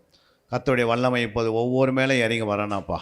நாங்கள் இப்போ ஜெபிக்க நேரத்தில் உம்முடைய அபிஷேகத்தை, ஒரு ஜெப ஆவியை, ஒரு விண்ணப்பத்தின் ஆவியை, ஒரு வேண்டுதல் ஆவியை, ஒரு மன்றாடி ஜெபிக்கிற ஆவியை, ஆண்டவர் தேசத்துக்காக கதறி ஜெபிக்கிற ஆவியை, முழங்காலில் நின்று ஜெபிக்கிற ஆவியை, ஆண்டவரை வியாக்குலத்தோடு ஜெபிக்கிற ஒரு ஆவியை சபையின் மேல் ஊற்றுவீராக.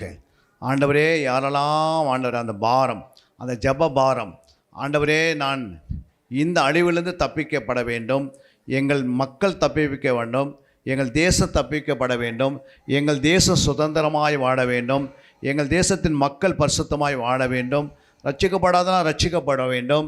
ஒரு எழுப்புதல் ஆவி எங்கள் சபையின் மேலே, எங்கள் பட்டணத்தின் மேலே, எங்கள் தேசத்தின் மேலே ஊற்றும்படியாக, நாங்கள் எங்கள் ஜெப ஜீவியத்திலே பெருகும்படியாக எங்களுக்கு உதவி செய்யுங்கப்பா. எங்கள் மேல் உம்முடைய ஆவியை ஊற்றுவீராக. ஜெப ஆவியை அளவில்லாமல் ஊற்றுவீராக.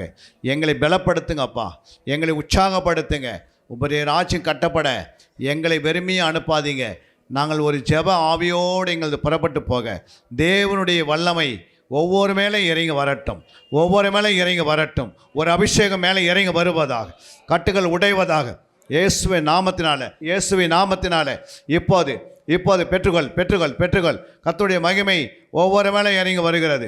ரபாலா ஷக்க ரதி நிகரபா இக்கரதி நிகரபா உக்கபராலா ஷக்க ரதி நிகரபா. ஒரு மகிமையின் ஆவியானவர் உங்களை தொடர்ந்துக்காய் நன்றி அப்பா. நன்றி உள்ளத்தோடு சோத்திருக்கிறோம். எப்போதும் இந்த ஜெபம் ஆண்டவரை இவர்கள் மேல் ஊற்றப்படுறதுக்காய் சோத்திரம். எப்போதும் ஜெபத்தை பெருக வைக்க, அதிகமாக அந்த பாத்திரங்கள் அனலாக இருக்க, ஆவியில் எப்போதும் நாங்கள் அனலாக இருக்கத்தக்க எங்களுக்கு உதவி செய்யுங்கப்பா. சபையார் ஒவ்வொரு பேர்பதாக பிள்ளைகளை ஆசீர்வதித்து உம்முடைய ஆசீர்வாதம் மேலே இறங்கி தாபரிக்க உதவி செய்யுங்க. ஜெபத்திலும் சத்தியத்திலையும் ஆண்டவரை துதியினாலேயும் உபவாசத்தினாலும் இரவு கண்வீழ்த்து ஜெபிப்பதிலும் தேசத்துக்காக பாடுபடுவேன், தேசத்துக்காக உழைப்பேன், தேசத்துக்காக நிற்பேன். நானும் ஒரு மனவாட்டி, நானும் ஒரு பரிசுத்தவான் என்று சொல்லிக்கொள்வது அல்லப்பா. நான் கர்த்தருக்காக நிற்பேன். என் இயேசு எனக்கு தலையாக இருக்கிறார். நான் அவருக்கு அவயமாக இருக்கிறேன்.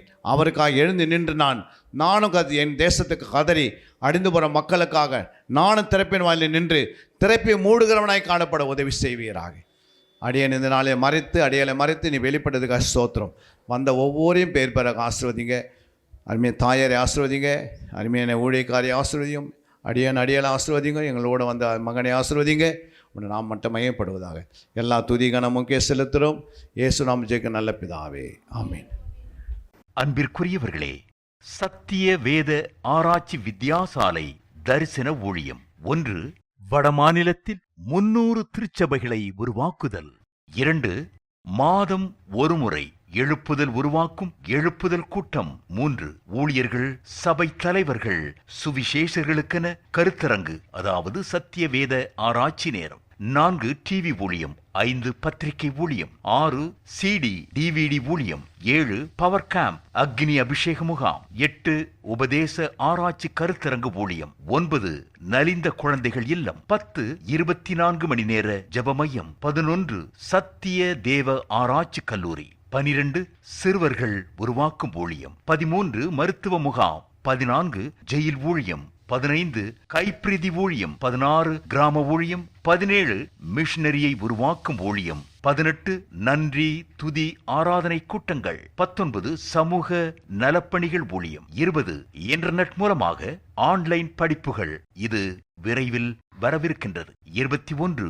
தேவனுடைய வருகைக்கு ஆயத்தப்படுத்துதல். இதனுடைய நோக்கங்கள்: 1 கோடி சீடர்கள் உருவாகுதல், 1 கோடி ஜாமக்காரர்கள் உருவாகுதல், 1 கோடி யுத்த வீரர்கள் உருவாகுதல், 1 கோடி ஊழியர்கள் உருவாகுதல். தரிசனத்தை அவன் கண்டபோது அவர்களுக்கு சுவிசேஷத்தை அறிவிக்கும்படி கர்த்தர் எங்களை அழைத்தார். புறப்பட்டு போக பிரயத்தனம் பண்ணி. அப்போஸ்தலர் நடபடிகள் 16:10.